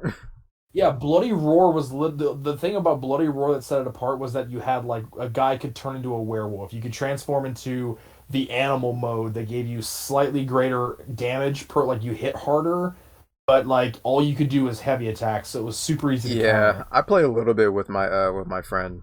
It's an interesting game. Yeah. It's you know, it's got something going for it.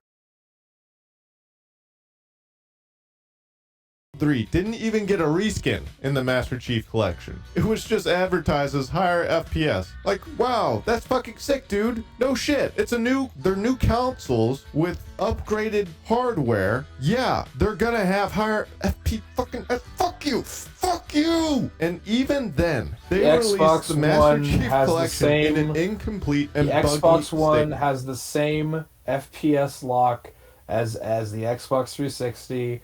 The reason why they upped it to 60 FPS was for the PC players primarily, which the Master Chief Collection was fundamentally made for. I don't care what you say. Looking at the specs and looking at the tech of the Master Chief Collection, it was made for the PC gamer with the like Star Trek command station as their desktop.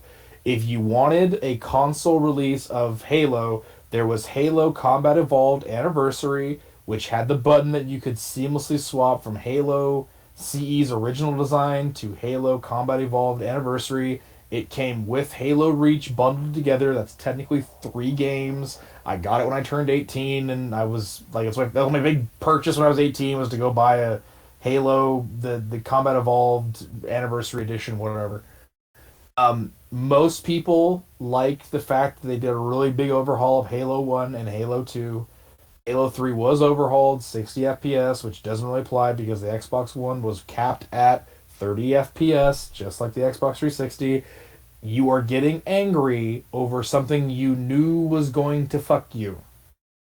This is that whole idea that video gamers have, where it's like, my PC, the PC is set for 60 FPS, 1440K, so Cyberpunk 2077 and Watch Dogs looks how it's supposed to. It's my question. Do you have a computer that can play at 60 FPS and 140 PS or whatever it is, the graphics? Shut up. It's like, no. Don't fucking sit here and quote the manual at me like you have. Like, don't quote the brochure at me like you have the fucking setup to do it. Like, I played Cyberpunk on my PS4. I think it's perfectly fine. I've never had my asshole blown away by the visual contextuality of games. I still play fucking Yu-Gi-Oh on my phone. That's just not even... That's just card sprites. Like, I play fucking Yu-Gi-Oh! Duel Links, and that graphics look like they're from the fucking PS1. Like, you got dazzled by bullshit. You got taken for a ride. It's not my fault. Go fuck Correct. yourself. Sorry, son. Yeah, really. Like, literally some of most of his criticisms of the gaming industry today so far can be summed up as this. It really do be like that. Yeah, his whole criticism is just capitalism. Yeah, it's just capitalism. It just be like that. Deal with it, man. It's like that. Years to make it finally playable, and by that point, it's like, why even bother playing it? Everyone move the fuck on. Think about all the... Can we also talk about how this motherfucker has over 250,000 views and he's literally playing the Hotel California in the background, the worst of all the Eagles songs? Yeah. Hey, I wouldn't know, but that's funny. The remakes that we have been seeing, and many of these reskins are listed for the total price of a new title, $60, and it's bullshit because they aren't releasing new and unique games. They aren't even tweaking the old game. They are releasing old nostalgic titles. It be like that, man. I'm gonna toot my own horn here. Small little story time. So I went to a gaming bar with my brother one time because we thought a cool place to meet cool people be a gaming bar. It's a terrible idea. Never go to gaming bars. Oh boy. Yeah. So there was a guy who was there with a woman. Now this woman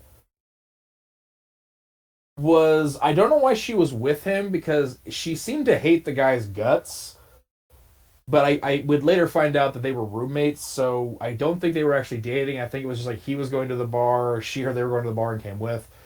This guy was telling me how he owned Skyrim on Xbox, PlayStation 3, Steam, Wii, the Wii U, his Switch. Good for you. You have a roster. A PC game. So he had Skyrim on Steam and he had Skyrim on PC. He was telling me about all these different builds he has in Skyrim and all these different mods. And all I remember is as he's listing off all the different times he's purchased the same game for money, I remember turning to the girl he was with and saying, "Hey, do you want to get out of here?" And she goes, "What do you mean?" And I said, do you want to come back to my house and have sex?" I'll let you all figure out how that night went down. Oh man, you literally you read the tone. You're not even, you are the opposite of tone deaf. You are like a tone sponge. You soaked in the tone, you read it, you analyze it, and you use it to your advantage. You're just like, yo, this dude's a loser. This chick's tired of it. I'm about to take her. I'll let the audience figure out what happened later that night. The funniest thing is that this guy like listed off. He owned the same game on like 5 different systems across 5 different systems, and I'm like, think about that. You're gonna criticize gaming and capitalism for pumping out the same shit when Skyrim has literally been ported to every single game console and several brands of toaster oven? And this is the perfect example of like what gaming culture has begun. As this guy was trying to explain to me all his different Skyrim builds as if I gave a shit, I turned to the actual thinking human being and just explained what I wanted, and they were okay to go along with it. And you know what the best part was is that when I got back there, when we, however the night ended out, however the audience thinks it ended out, in the morning she noticed that on my desk was a bunch of little model tanks and planes. And she asked me, "Do you build model tanks and planes?" And I explained to her, yes, when I was a kid, one of my safe spaces, one of my therapies was building tanks and planes. So when I'm having a bad day, or I need to have a calm down from a panic attack, or when I need to escape reality for a while, I build model tanks. Please don't touch them. That's my space. This woman and I still talk to each other. This woman and I still hang out. We are good friends because that was a more human moment with me than she had ever had with that guy who was her roommate. He was so busy talking about gaming in its greatest aspects, he forgot to have the humanity within what it was. And that sticks to me. That night sticks to me, not because the guy was talking about all Skyrim shit, but it sticks to me with like, this dude was so fawning over video games, he forgot to acknowledge there was a person on the other end who didn't really give a shit. Not everybody cares about your about what they're not even accomplishments, to be honest with you. But that's so funny. It's like I brought a person into my house. I was sitting in my bedroom. She happened to look over and go, why does a grown man have a bunch of models?" And I explained to her, "Please don't touch those. Those are sacred to me. Though that is how I escape horror." And that resonated with her. Because in the end of the day, you can be a gamer, but unless you have a human on the other end and you're applying to a human, your game can be fucking great. It's not gonna work. And here's the thing: applying to a human is hard. That situation will probably never happen again. But it did happen once. And that's what game companies don't want to do. They don't want to keep trying for that 1 millionth time it works. They've tried that with the Xbox 360. Yep. The reason they had a giant game catalog is because they tried 1 million things. And not all of them worked. They found this was more profitable, so they're going with that. It's the run to emotional security. It's the chick who's like, I don't think I can do better, so I'll stick with bad for the time being. For now. Until I can find something else. That is the only thing I remember about Skyrim. I think my brother has Skyrim. My brother and I share a Steam account. We've shared it since we were kids. I think he has a Skyrim account. Maybe I have a saved account. But that's the only good thing that ever came about to me from Skyrim is that I got laid. Well, alright, so spoiler alert, I got laid by a random stranger because of Skyrim.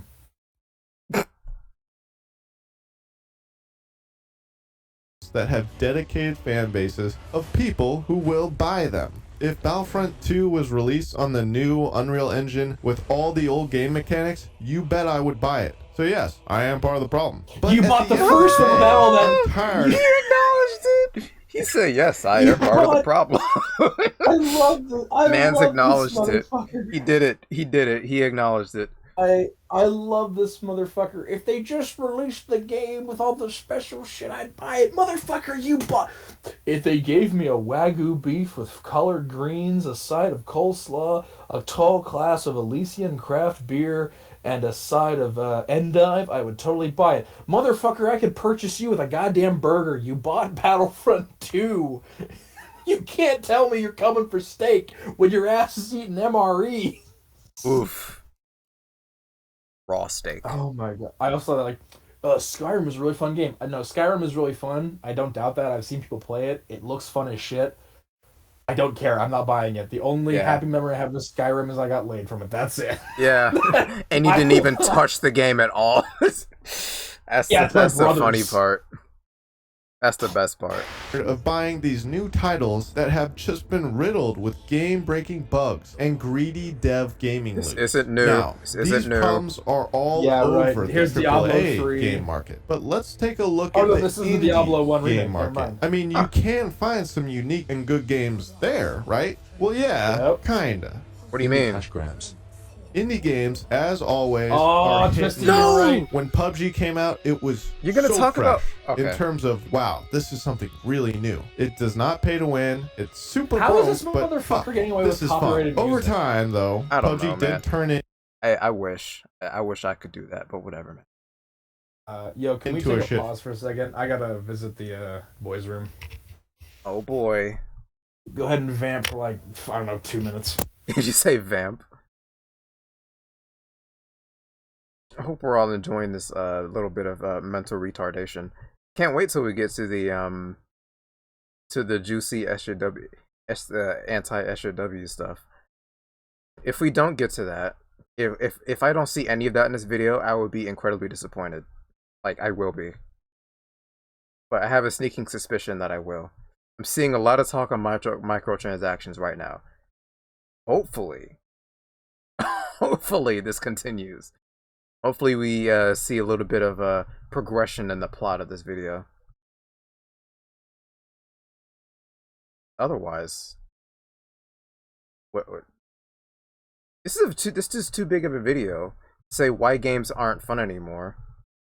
To not touch on like a bunch of different aspects, you know? So of course it's gonna drag in a bunch of different things besides just microtransactions. Of course, it has to be more than just microtransactions are a thing and glitches are a thing, right? Right? There has to be more, right?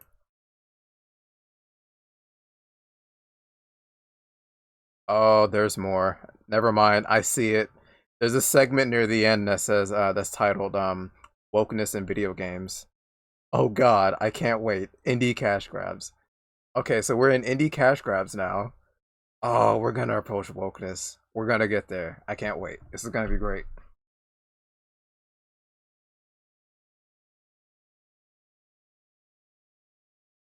So yeah, I have returned. I looked at the Oh god, he's I looked at the segments for the video, and near the end it's titled "Wokeness in Video Games." I know it's taking us a while to get there. We're almost there. We're almost approaching it. I was like, oh my god. I mean, I was like, surely it can't just be about like microtransactions and glitches exist. There has to be more than just that. And the best part is he's only covered Halo, COD, Gears of War, PUBG, and Titanfall. We've covered like 5 games. Like, okay, dude, there's more games than just that. Like, there's even more mainstream games than just those. Like, I'm amazed Bloodborne. I'm amazed the Soulsborne series hasn't shown up at least once. Cherry picking.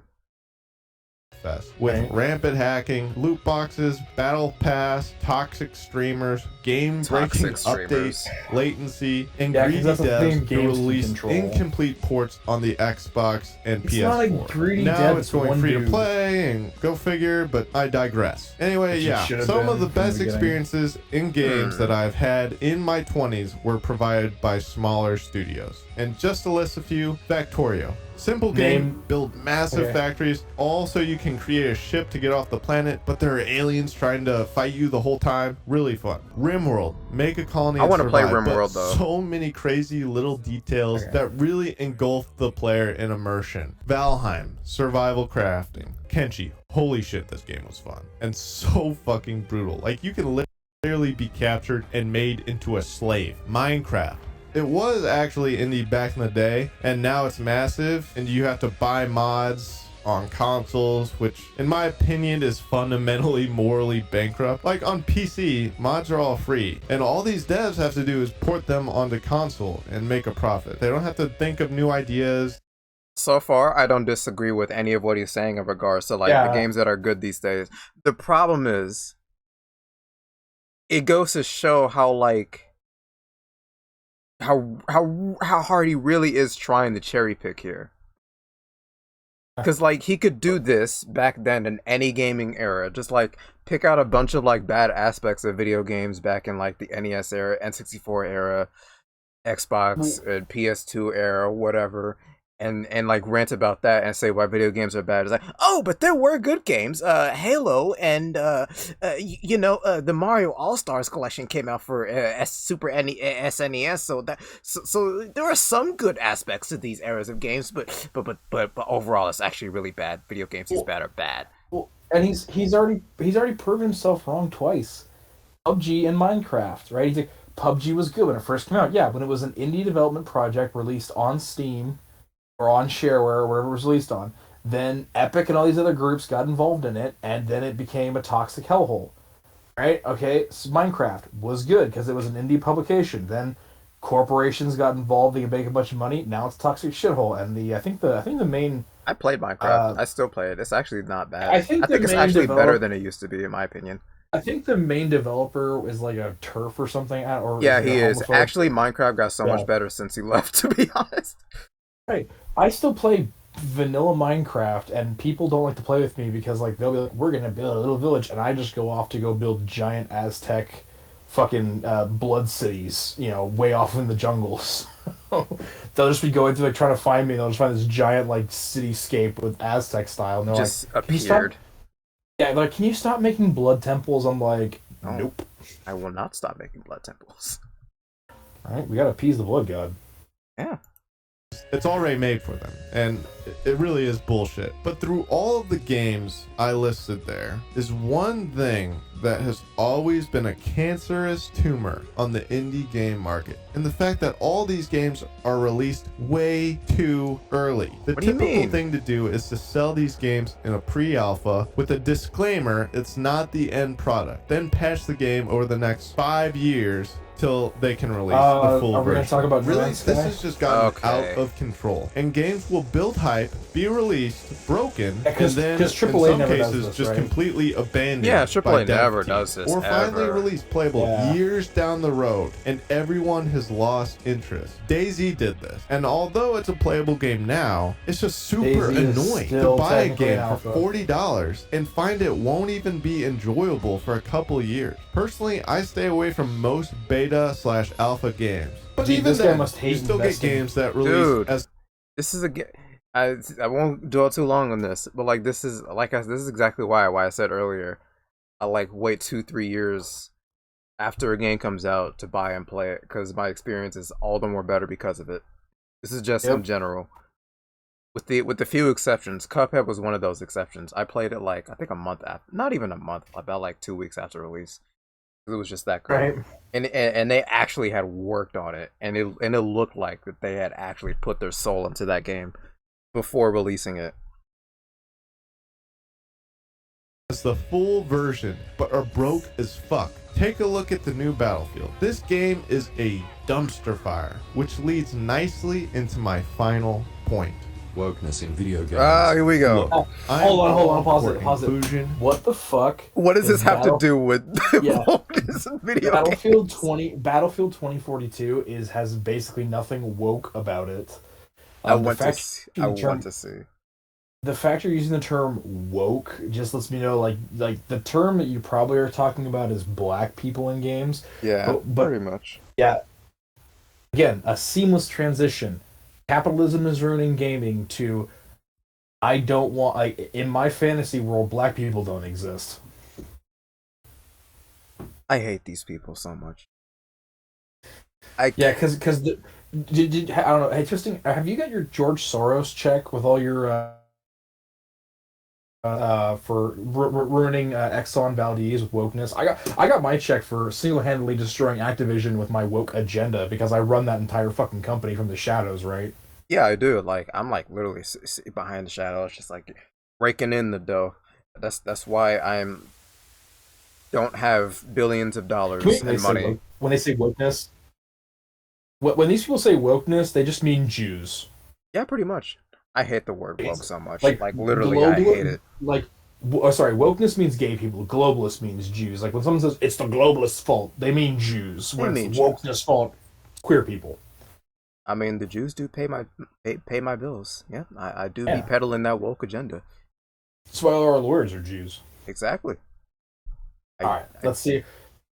Let's see how we segue from Battlefield into. Before we jump, let's remind our audience. So, the fuckability of characters has gone down. The number of white women that look like melons strategically stapled to flagpoles has to increase, and there's too many black people in gaming. That's basically what he's going to talk about, right? Yep. And he's gonna pretend it's like it's not that they're putting them in the games. It's the reason they're putting it in the games. That's bad. Yeah, we're gonna see a lot of that. Fairness, etc. Right? Most people are, but don't shove it down my throat in a video game. Nice and switch. It all depends on the goal of the video game. For instance, nowadays, most all World War II games release with female main characters, which I get it. If you're a female playing the game, you probably want to play as a female to immerse yourself. My friend, going back to the Gears of War 3 thing again, if that came out this year, you would be complaining about that endlessly. Okay, so hang on. So when he means now, I assume he means post 2016. So let's look at World War II games after 2016. All right, so 2016. I doubt there's probably not gonna be a lot of them because all games have to release the female protagonist. Okay, so do this. I assume he means first-person shooters, obviously.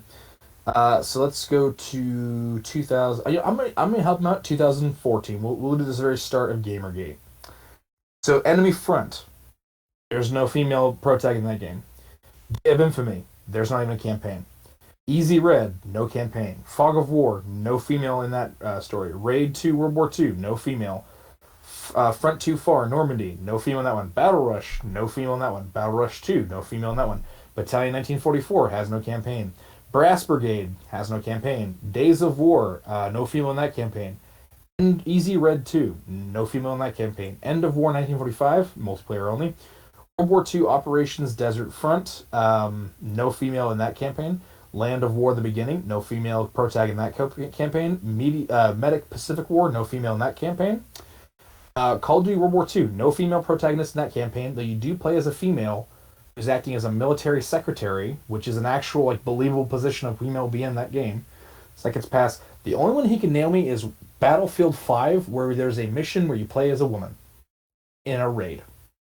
So, man, video games are getting a little bit too woke these days. Way too many women. 20. Yeah, I'm looking at most of these games. None of them have a fucking female protag. Too many women. Oh. Velvet Revolver, which is about Elizabeth Starlet or something, who was an assassin in World War II. She was a stealth operator who used to sleep. She's the inspiration behind Black Widow, but she was actually a female. Call of Duty World at War, nope. Call of Duty Final Fronts, nope. Call of Duty Roads to Victory, nope. 3, nope. 2, Big Red 1, no. Yeah. There's no fucking female protags in these World War II games, my dude. You're just thinking that because it happened once in Battlefield 5, which it was done when it happened in Battlefield 5, but Battlefield 5's quote-unquote wokeness actually worked against it because they ended up taking credit away from actual heroes and people who served in the war and completely rewrote history to be offensive to the people they were trying to represent. They literally rewrite Senegalese racism in France as being equivalent to American racism in the Civil War, so... Yeah, but he doesn't know that. He doesn't get to claim a history point that he doesn't actually know about. There was a ton of women. I'm almost tempted to do a 10 famous women from World War II. The Night Witches, Nancy Grace, the sniper chick. He's bitch like, but again, it's just Battlefield 5 is the only one that really did that.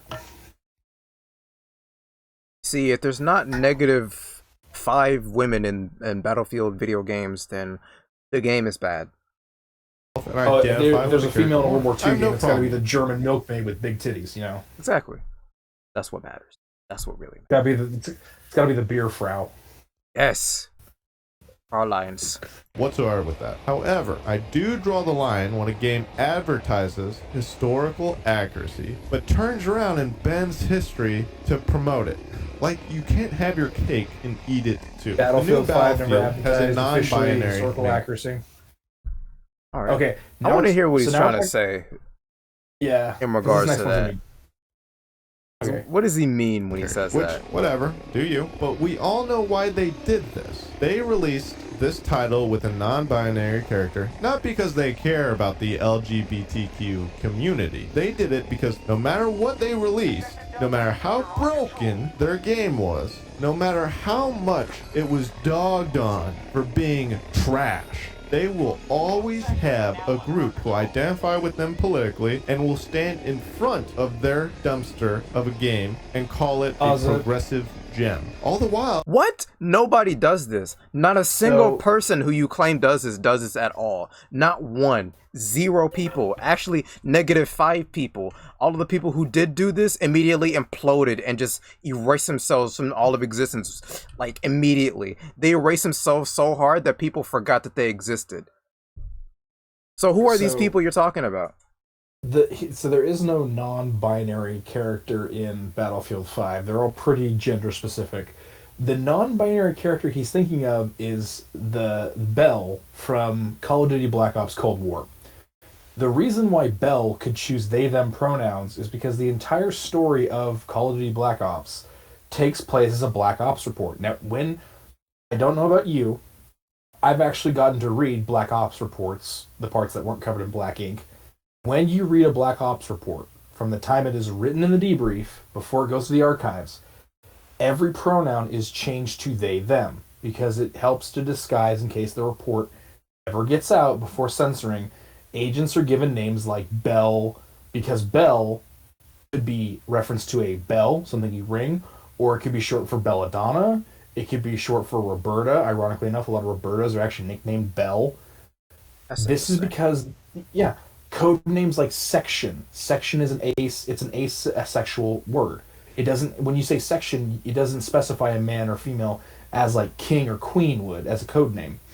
So this is done if you want to kind of role play the thing. Also, Bell is short for Belikov in Call of Duty, which is Stalin's grandson that the CIA washes or brainwashes to be an agent, and you can choose whether you side with the Americans or side with the Russians. So that's where the whole they-them thing comes from. The person themselves is not non-binary. Their identity is intentionally kept secret to assist in the brainwashing, and because it's a Black Ops report. If I went out to the U.S. government and assassinated somebody, they would never refer to me as Gail Rossmore. They would refer to me as operative... I don't know. Operative Gay. Operative Gailey. I don't know. Yeah. Operative Rook.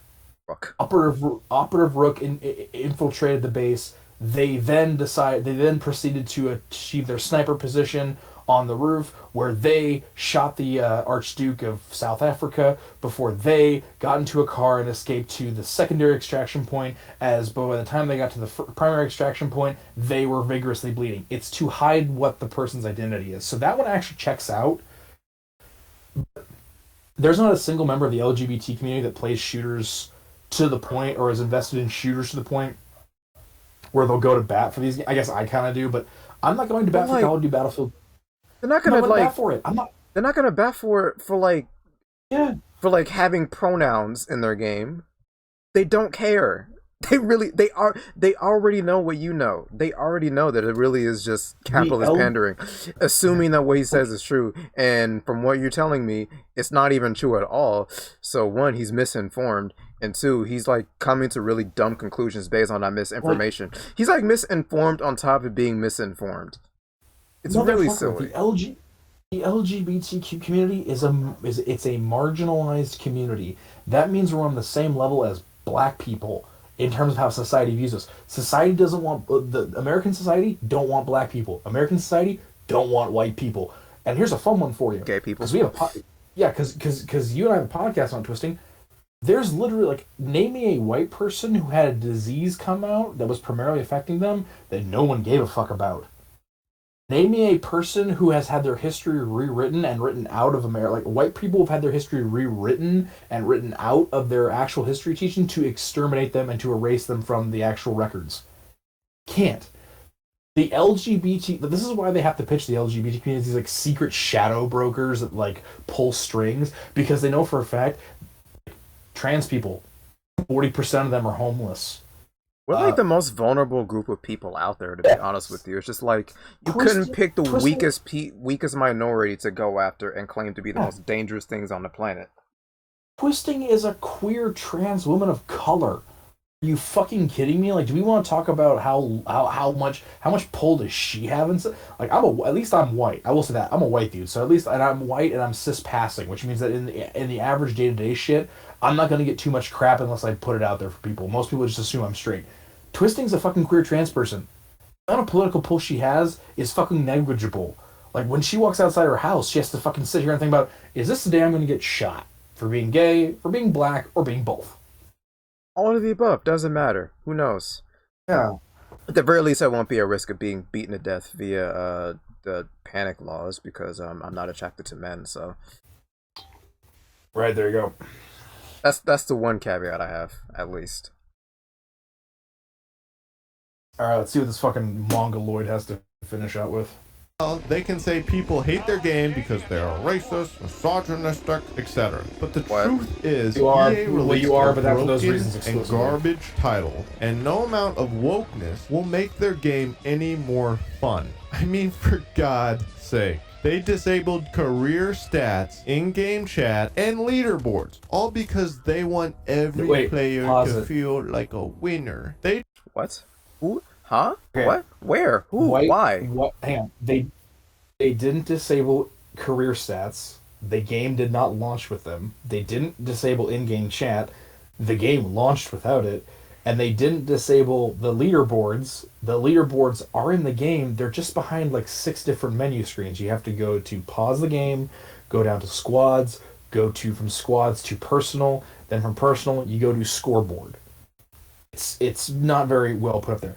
The reason, however, is that if we want to talk about how everybody wants to be equal, the number one demographic of gaming, which is the same number one graphic that purchases loot boxes and the same demographic that bitches for games to be built for them, are white cis dudes. White cis dudes are, their entire personality is linked to the size of their dick. That's why kill-death ratio, the only actual thing you can like do in a video game, because you don't like to play with squads, you don't like to actually base on score, you equate that to the size of your dick. The more people I kill without being killed, the bigger my wee-wee gets. Yeah, pretty much. And you people don't like the fact that you have to try, you have to work. Like, white cis dudes do not like the idea they have to work hard to be good and get better at a game. You have to fail before you can succeed. And because you are so entitled that you come into everything and want to be the grand hero, it is you that makes the gaming system try to move everybody to a 1-0 average. It is you who makes loot boxes a viable thing.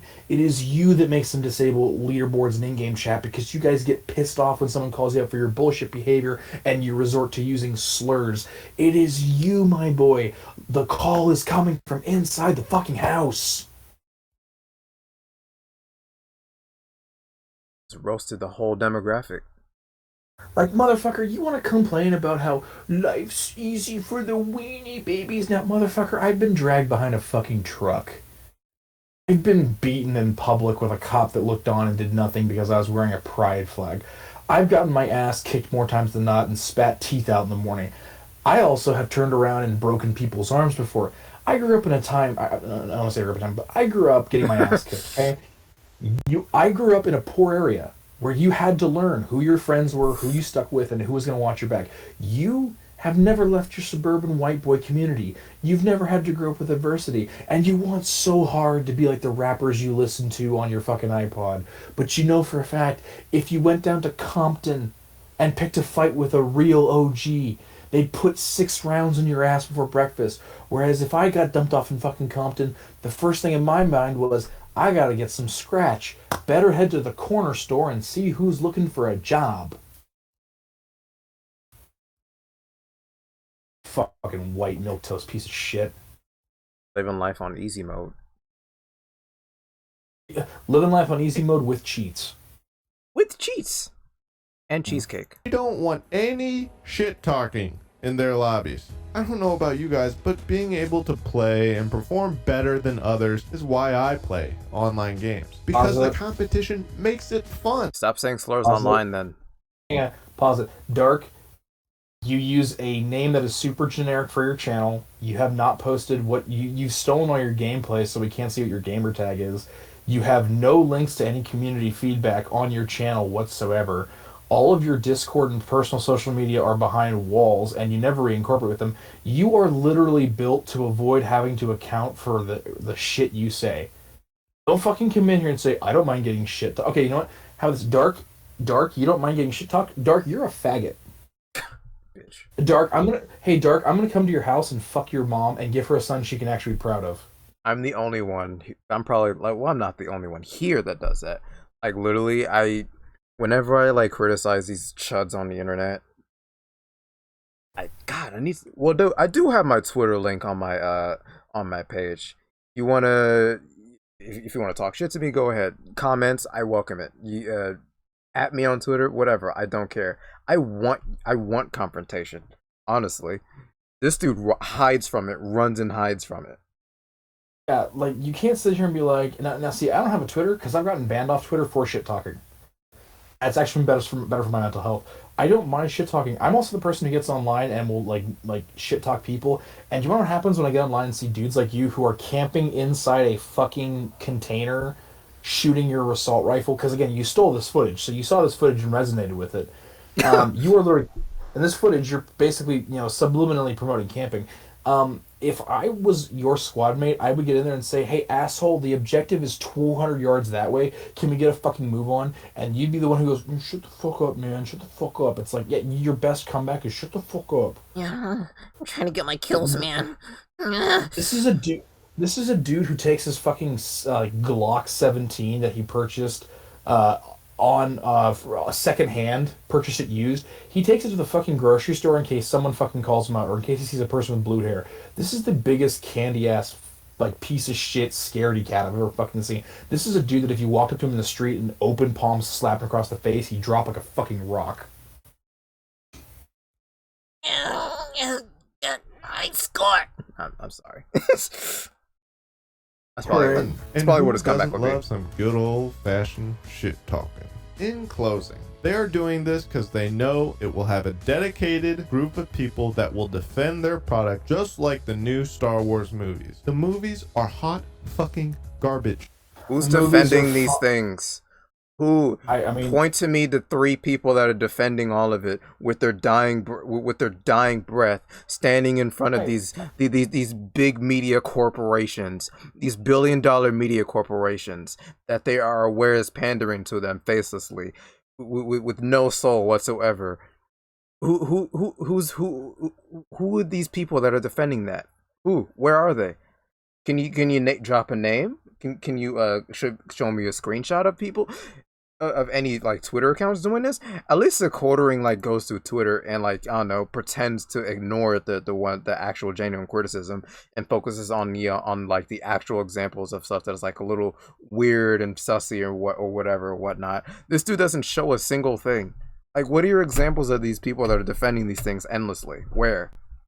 I mean, I liked the... Okay, I've never been a super big Star Wars fan, to be real. My, Star Wars experience is playing the Battlefront 2 and then watching the movies casually.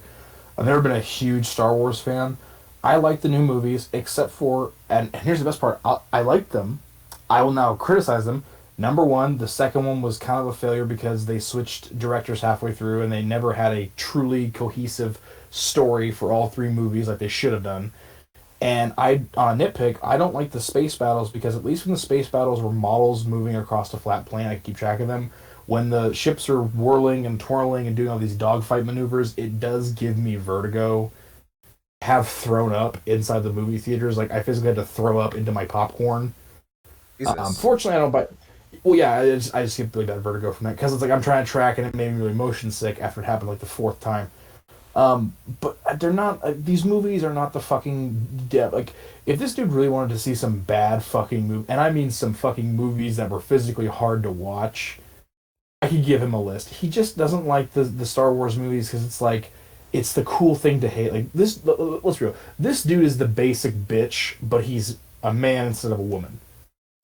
I'm not like other guys. I hate the Star Wars movie. Dude, you're like literally every contrarian on Twitter. Every single one of them. If I chopped off his balls and dick and then put a gun into his taint and fired it to give him a new vagina, this asshole will be wearing fucking Uggs, drinking a pumpkin spice latte, listening to Shania Twain, and liking every post that Lil Nas X posts while also visiting r/Black New World Order porn on Reddit. Like, let's be fucking real here. Okay, this dude is a basic bitch. He has only listed AAA games. He's only listed the big culture war topics. He has no understanding of media, and he probably fucking works at like a dead-end retail job. You know, just like he has no control of his life. He has no ambitions. He has no friends to talk to. Oof. But he has become addicted to hate. Like, he didn't get addicted to cool shit. Like, I got addicted to tobacco products and cocaine. Twisted got addicted to vagina. The best thing this guy can get addicted to is the smell of his own farts. Hey, I mean, they smell like Cheetos.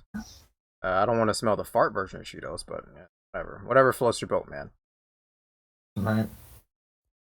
But people will literally get into fierce arguments, not because they were ever Star Wars fans to begin with, but because they agree because people who like Star Wars have never gotten into fierce arguments before. Directors will make to virtue signal at the audience. Star Trek: The Next Generation versus Star Trek OG. At all with people being included or diversity of characters. I have a problem with being virtue signaled to. Don't throw it in my face. There are so many That's my reaction. What is your these people? I don't get it because it's so confusing. Because it's like, what do you mean like throwing it in your face? What was so in your face about like black people being in a movie?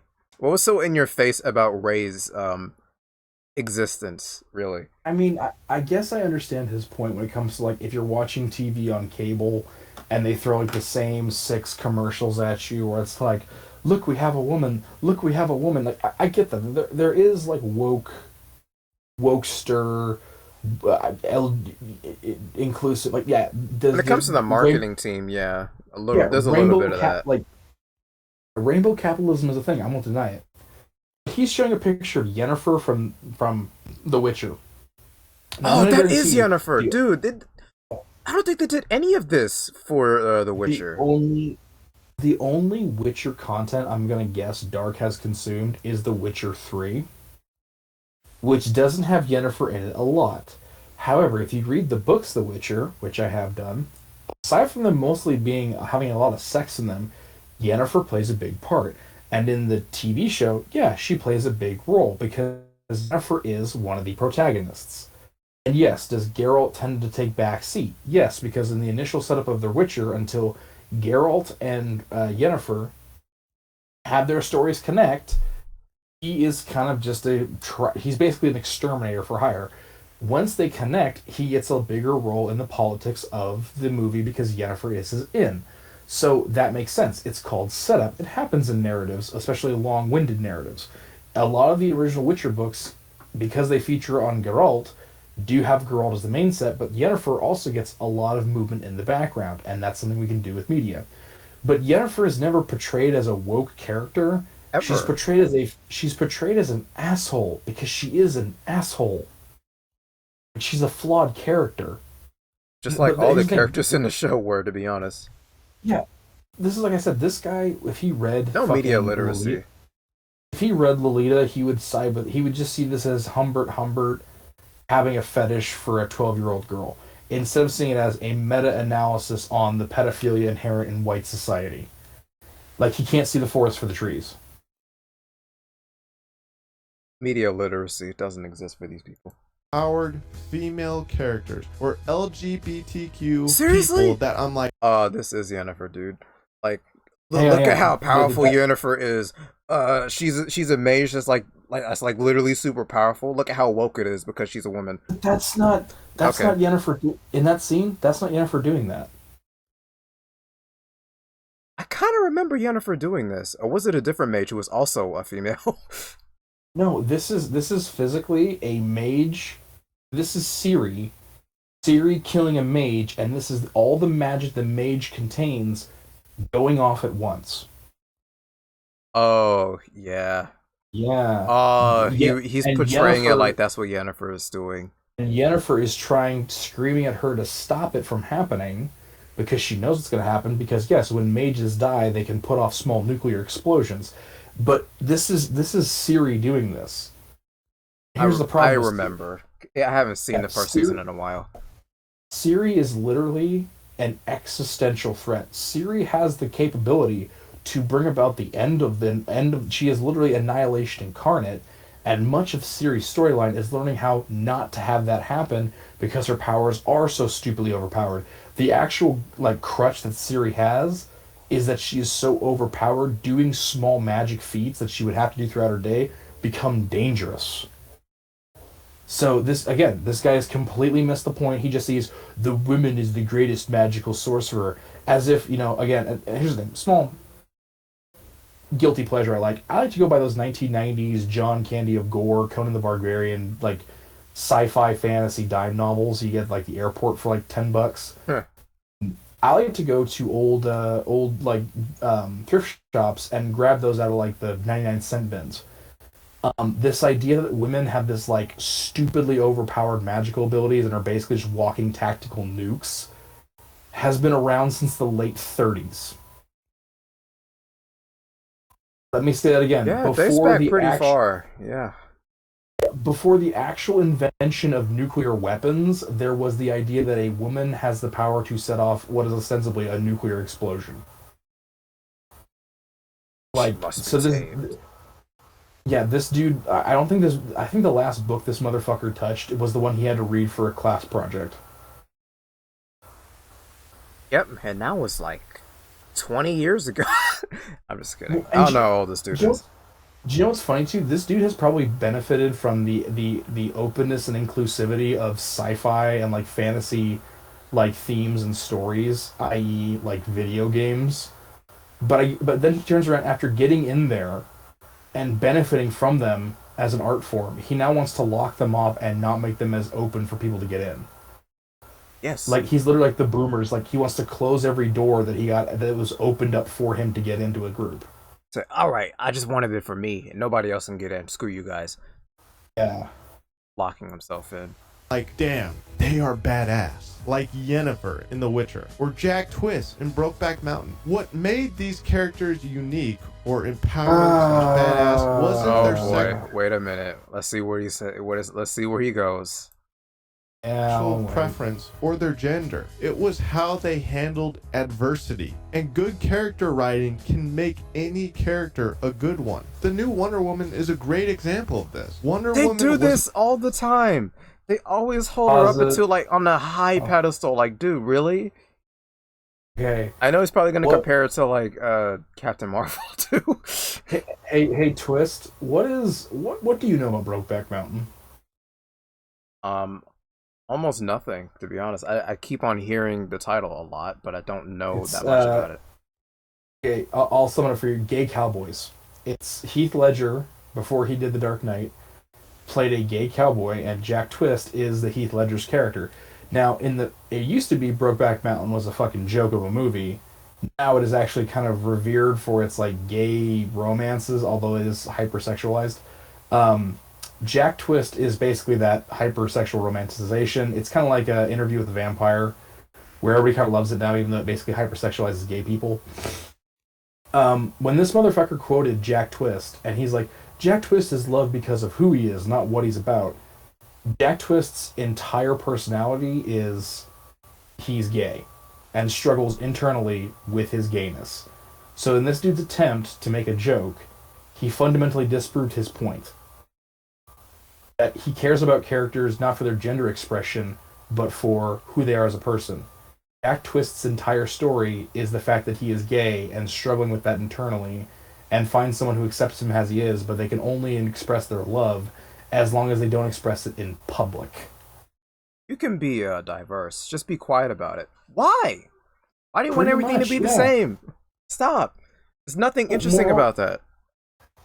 Moreover, why do we have to be quiet about it when, like, straightness is quite frequently shoved up? Like, and I always say this, when gayness started becoming more open, straight people had to just respond with, like, we have to be overly straight. There's so many media now where they, like, hyper push down what, like, 2.5 Men is literally the story about a lecherous drug addict who is broken and self-medicating through pointless sexual conquests to prove his masculinity to a people who have fundamentally written him off as a drug addict.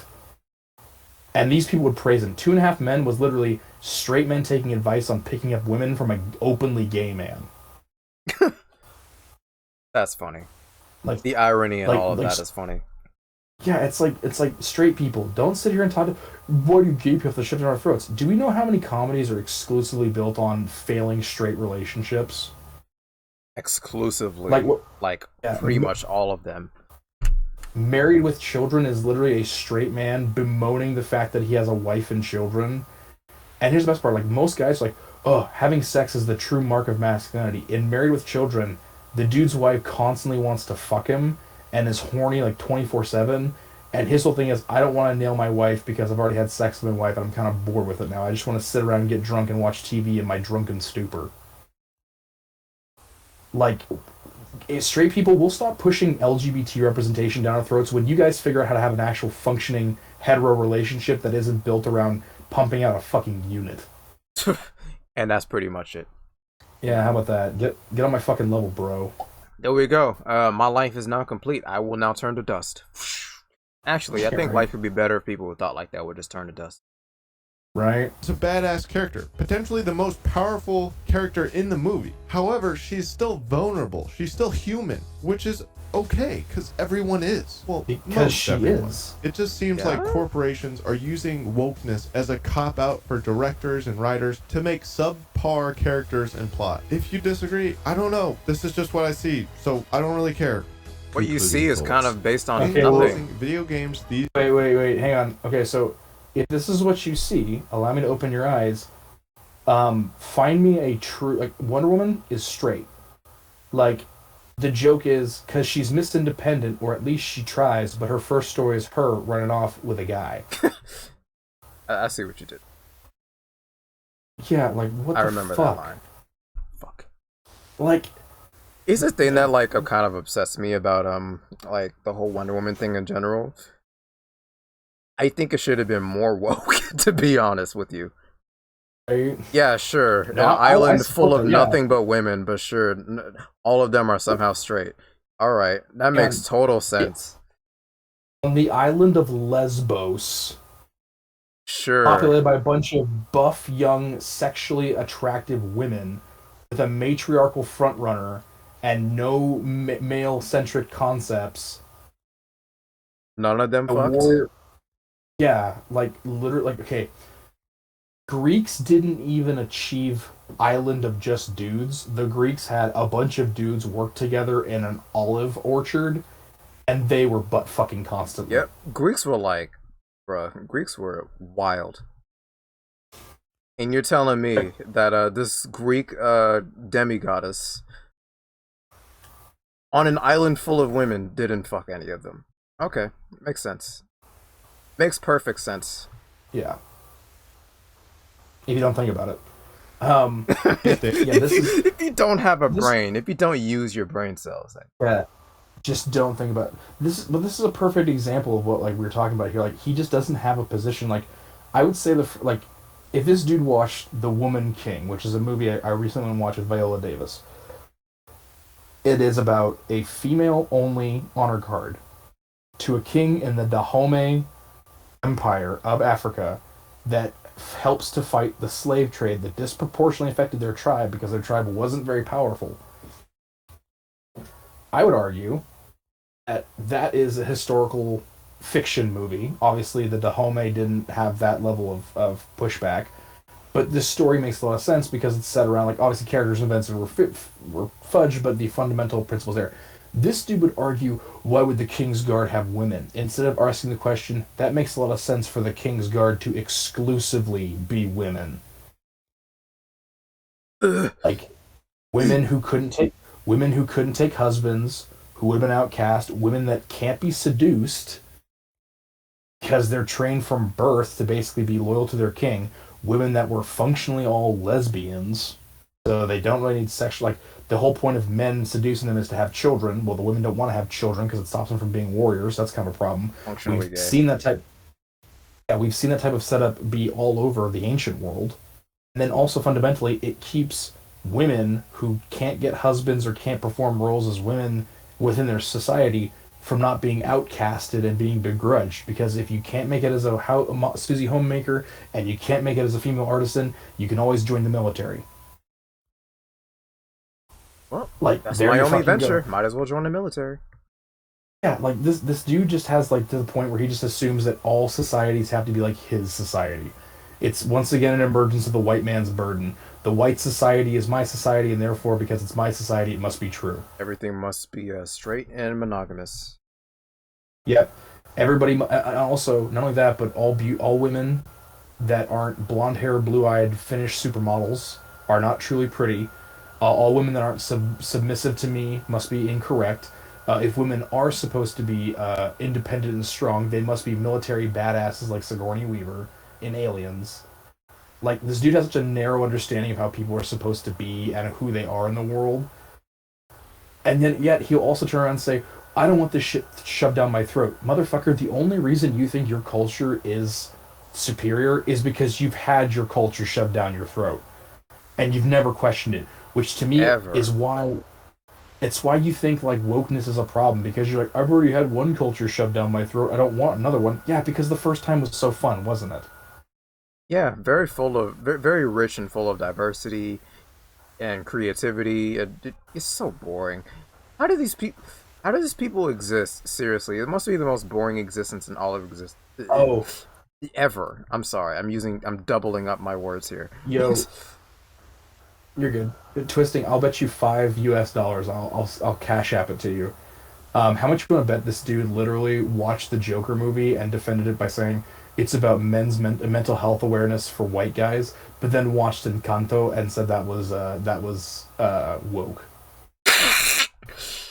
Bro, I bet $5 on that. That's hilarious. $5. $5 in the Barrelhead audience.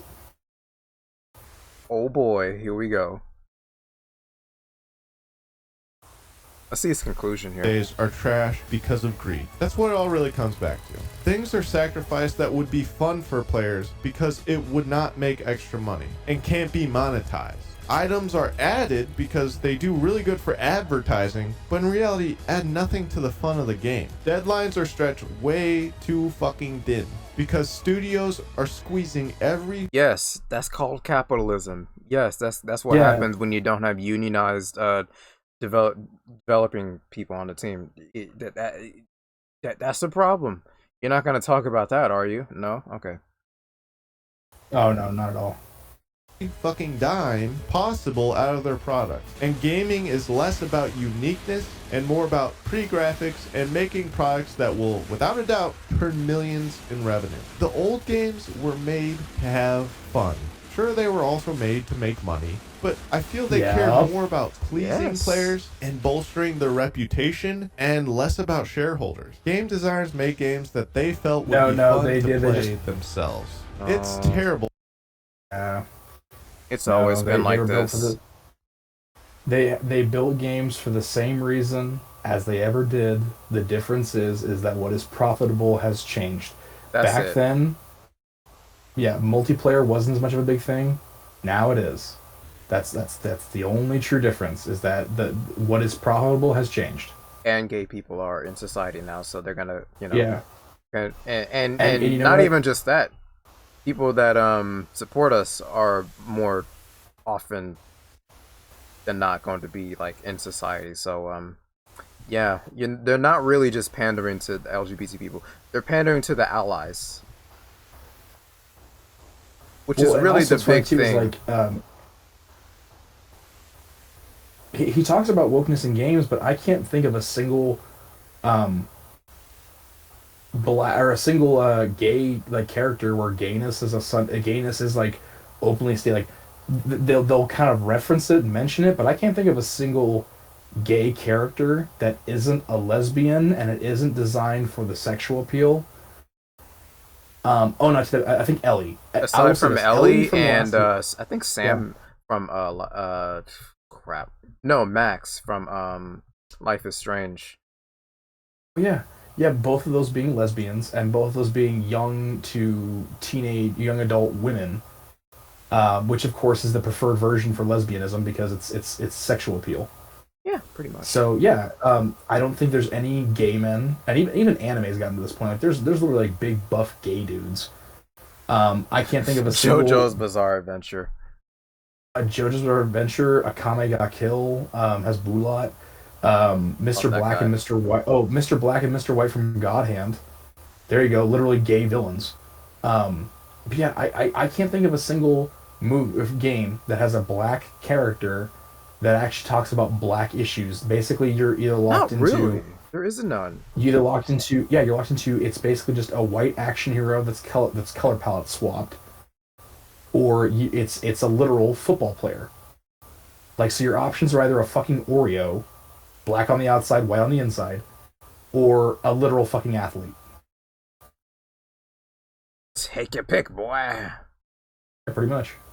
That in today's world, we have all this technology, VR, high-end graphics, new game engines, cross-compatibility, better bandwidth, and yet gaming seems shallower than it has ever been. And every time I log into the new Call of Duty or Battlefield, I feel like the devs are sitting there like, oh, just give us $5 more. You'll have more fun. Please. Dude, you're so fucking Ultimately, close. although I don't think the problem will you're so fucking close to it. Really close. Gaming. Again, because studios do it because it makes so much money. Yes. But there is still a certain degree of hope. There is a significant market share of consumers that are tired of the AAA, beautiful, shallow games. And there are always devs striving to make games like this that are just fun and will be played by people to just have fun. Anyway, guys, I hope you enjoyed the video / rant. Let me know in the comments your thoughts. And for now, take it easy. Yeah, what a worthless video this turned out to be. Other banks go out yeah, their please way shut to up, make Discover. redeeming credit card rewards He tried to do it so hard. In the end, he tried to pull out, and he's so close the whole time. He just doesn't want to say the words, and then it's like we have to throw in the arbitrary attack the gay people moment. Like, literally, it's the minorities. They're the problem. And here's the best part. I guarantee if you took this guy out in public and actually, if we actually talked to this guy, like brought him on and debated him, he would not be able to defend himself. Like, we could literally, we would be, because he'd be so shy and such yeah, I guess that's a good point. Like, we could sit there and we could talk him out of his own fucking shoelaces. And then as soon as we let him go, he'd go and make another hate speech video because that's all it is to him. He just wants to make money. Yeah, he's like, you can tell, just like the if there's a video, yeah. He's what happens if you order the quartering off Wish. Pretty much, because have you heard any? At least the quartering is like so much of a loser you can make fun of him. This guy said basically nothing. To be honest with you, nothing profound, right? Nothing insightful, nothing interesting, nothing that hasn't been said before. It's all just the same stale hot Cheetos that we had left in the pantry for the past 8 weeks now. And you're still feeding it to me. Dude, can you buy me something else? There's a new brand out there. They have new skull-shaped hot Cheetos out there. Can you get me that instead? Can you talk about something else? Dude, you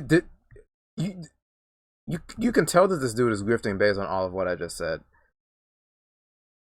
And to me, it's just like this video is a complete waste of time for everyone involved. Or can you at least argue the point that, like, because like his biggest thesis, like if we actually break it down, to give him credit where it's due, was that capitalism has fundamentally ruined video games, as capitalism ruins everything it comes in contact with. Yes. But what he doesn't want to admit to is that he wants the capitalistic aspects of what he doesn't like. So like if it's capitalism that supports white angry gamers, it's cool. If it's capitalism that supports like gay people, I don't like that. Because guess what? It's like you can't. It did. It really did back then. Yeah. All of the same basic crap that we've been seeing for years up until this point. Yeah, that was capitalism, because that was just the norm back then. It made money. Yeah. And now that society has shifted, literally just overall society has shifted to a different position, and now they're catering to that portion of society and making money off of that. Now you're upset. It's like, no, you can't do that. Make money off of me instead. Sorry, dude, you're in a minority. You're not special anymore.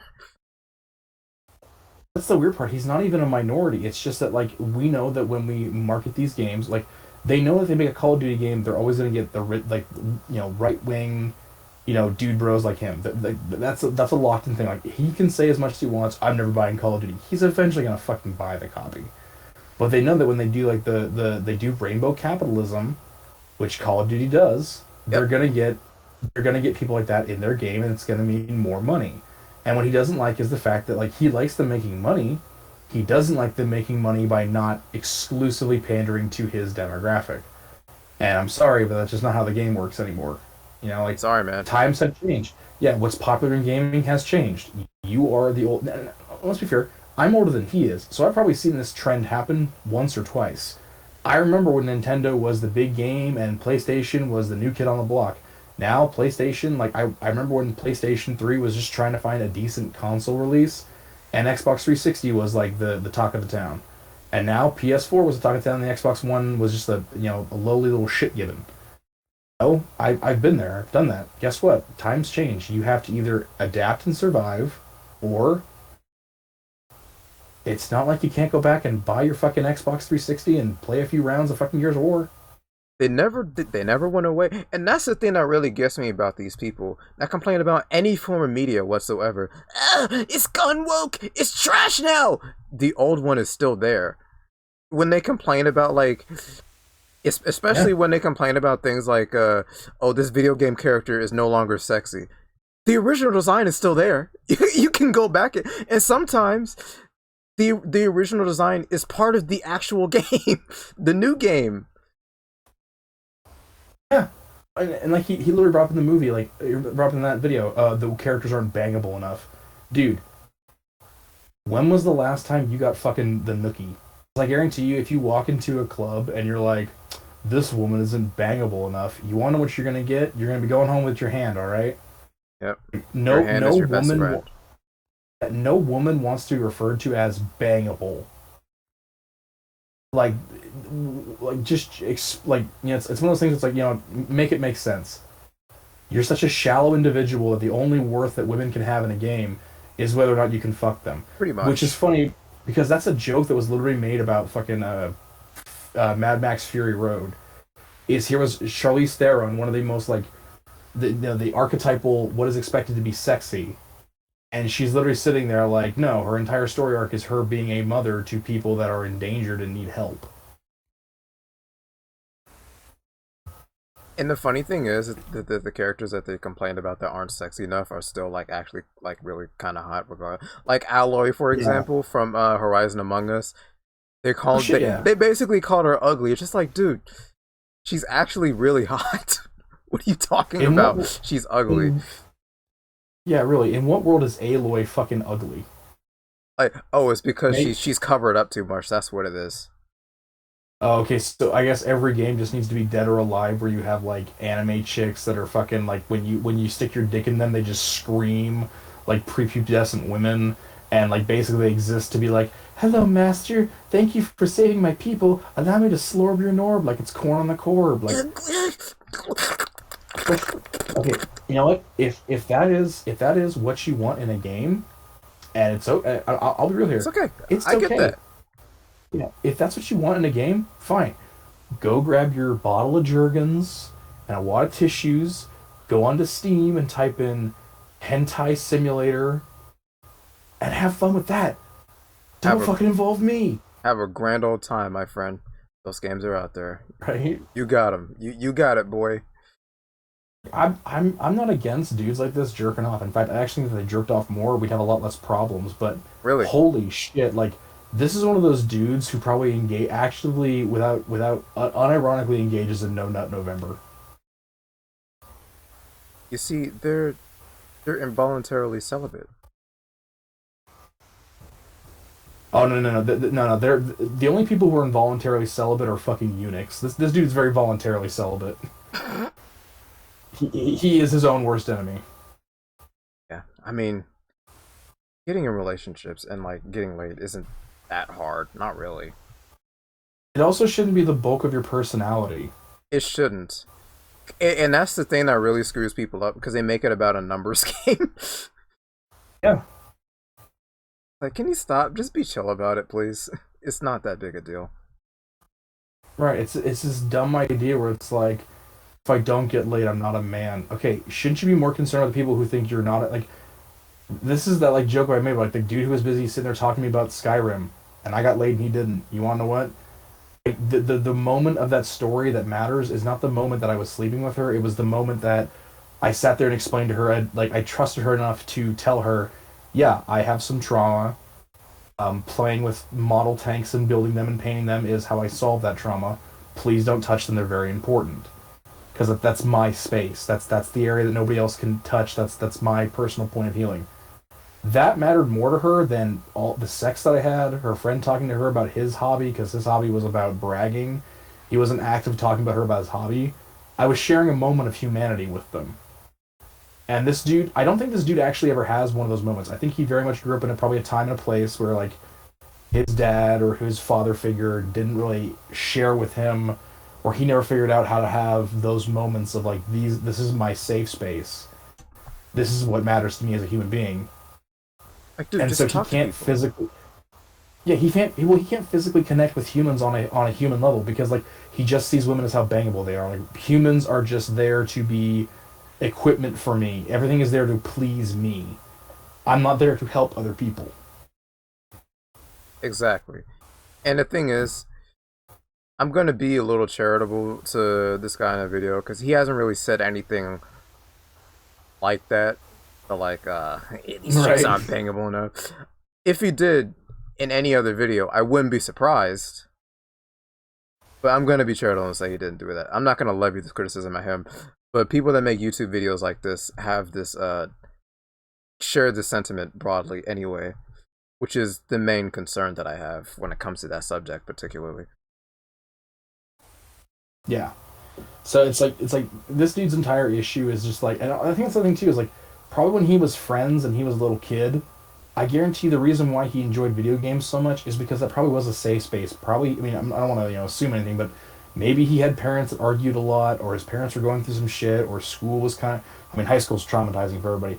Maybe gaming was the escape. Gaming was the escape where he could go and the world would just, like, him to gaming was me with my models. And that's probably why he enjoyed it so much, is because it was a place where he could be his own person. And now that he's an adult, he doesn't have that. Like, he's gotten out of his own. He has, like, he's reached that therapy. He doesn't have to have that issue. And maybe that's what it is. It is for a lot of people. But it's like, yeah, dude, you can't just assume that everybody has that same experience, number one. Number two, the fact that you can't recognize that you are literally dealing with your trauma through video games really says a lot.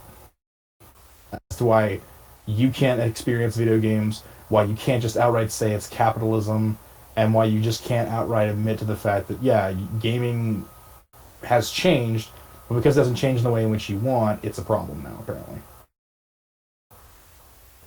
It's not the way I want it to be. It's bad now. You're right. I didn't get the cherry sundae. Alright, I'm pretty much done with this. Audience, if you like what you saw today, be sure to obviously like, comment, and subscribe. I'm going to be sending some love to you, Twisting, from my end of things. Yes, we should please. probably do this again. We'll have to do this again We should. sometime if we find a really juicy video. We need to find a really juicy one. And no, I don't believe in pre-watching when it comes to these things. So I like really live reactions. Oh god.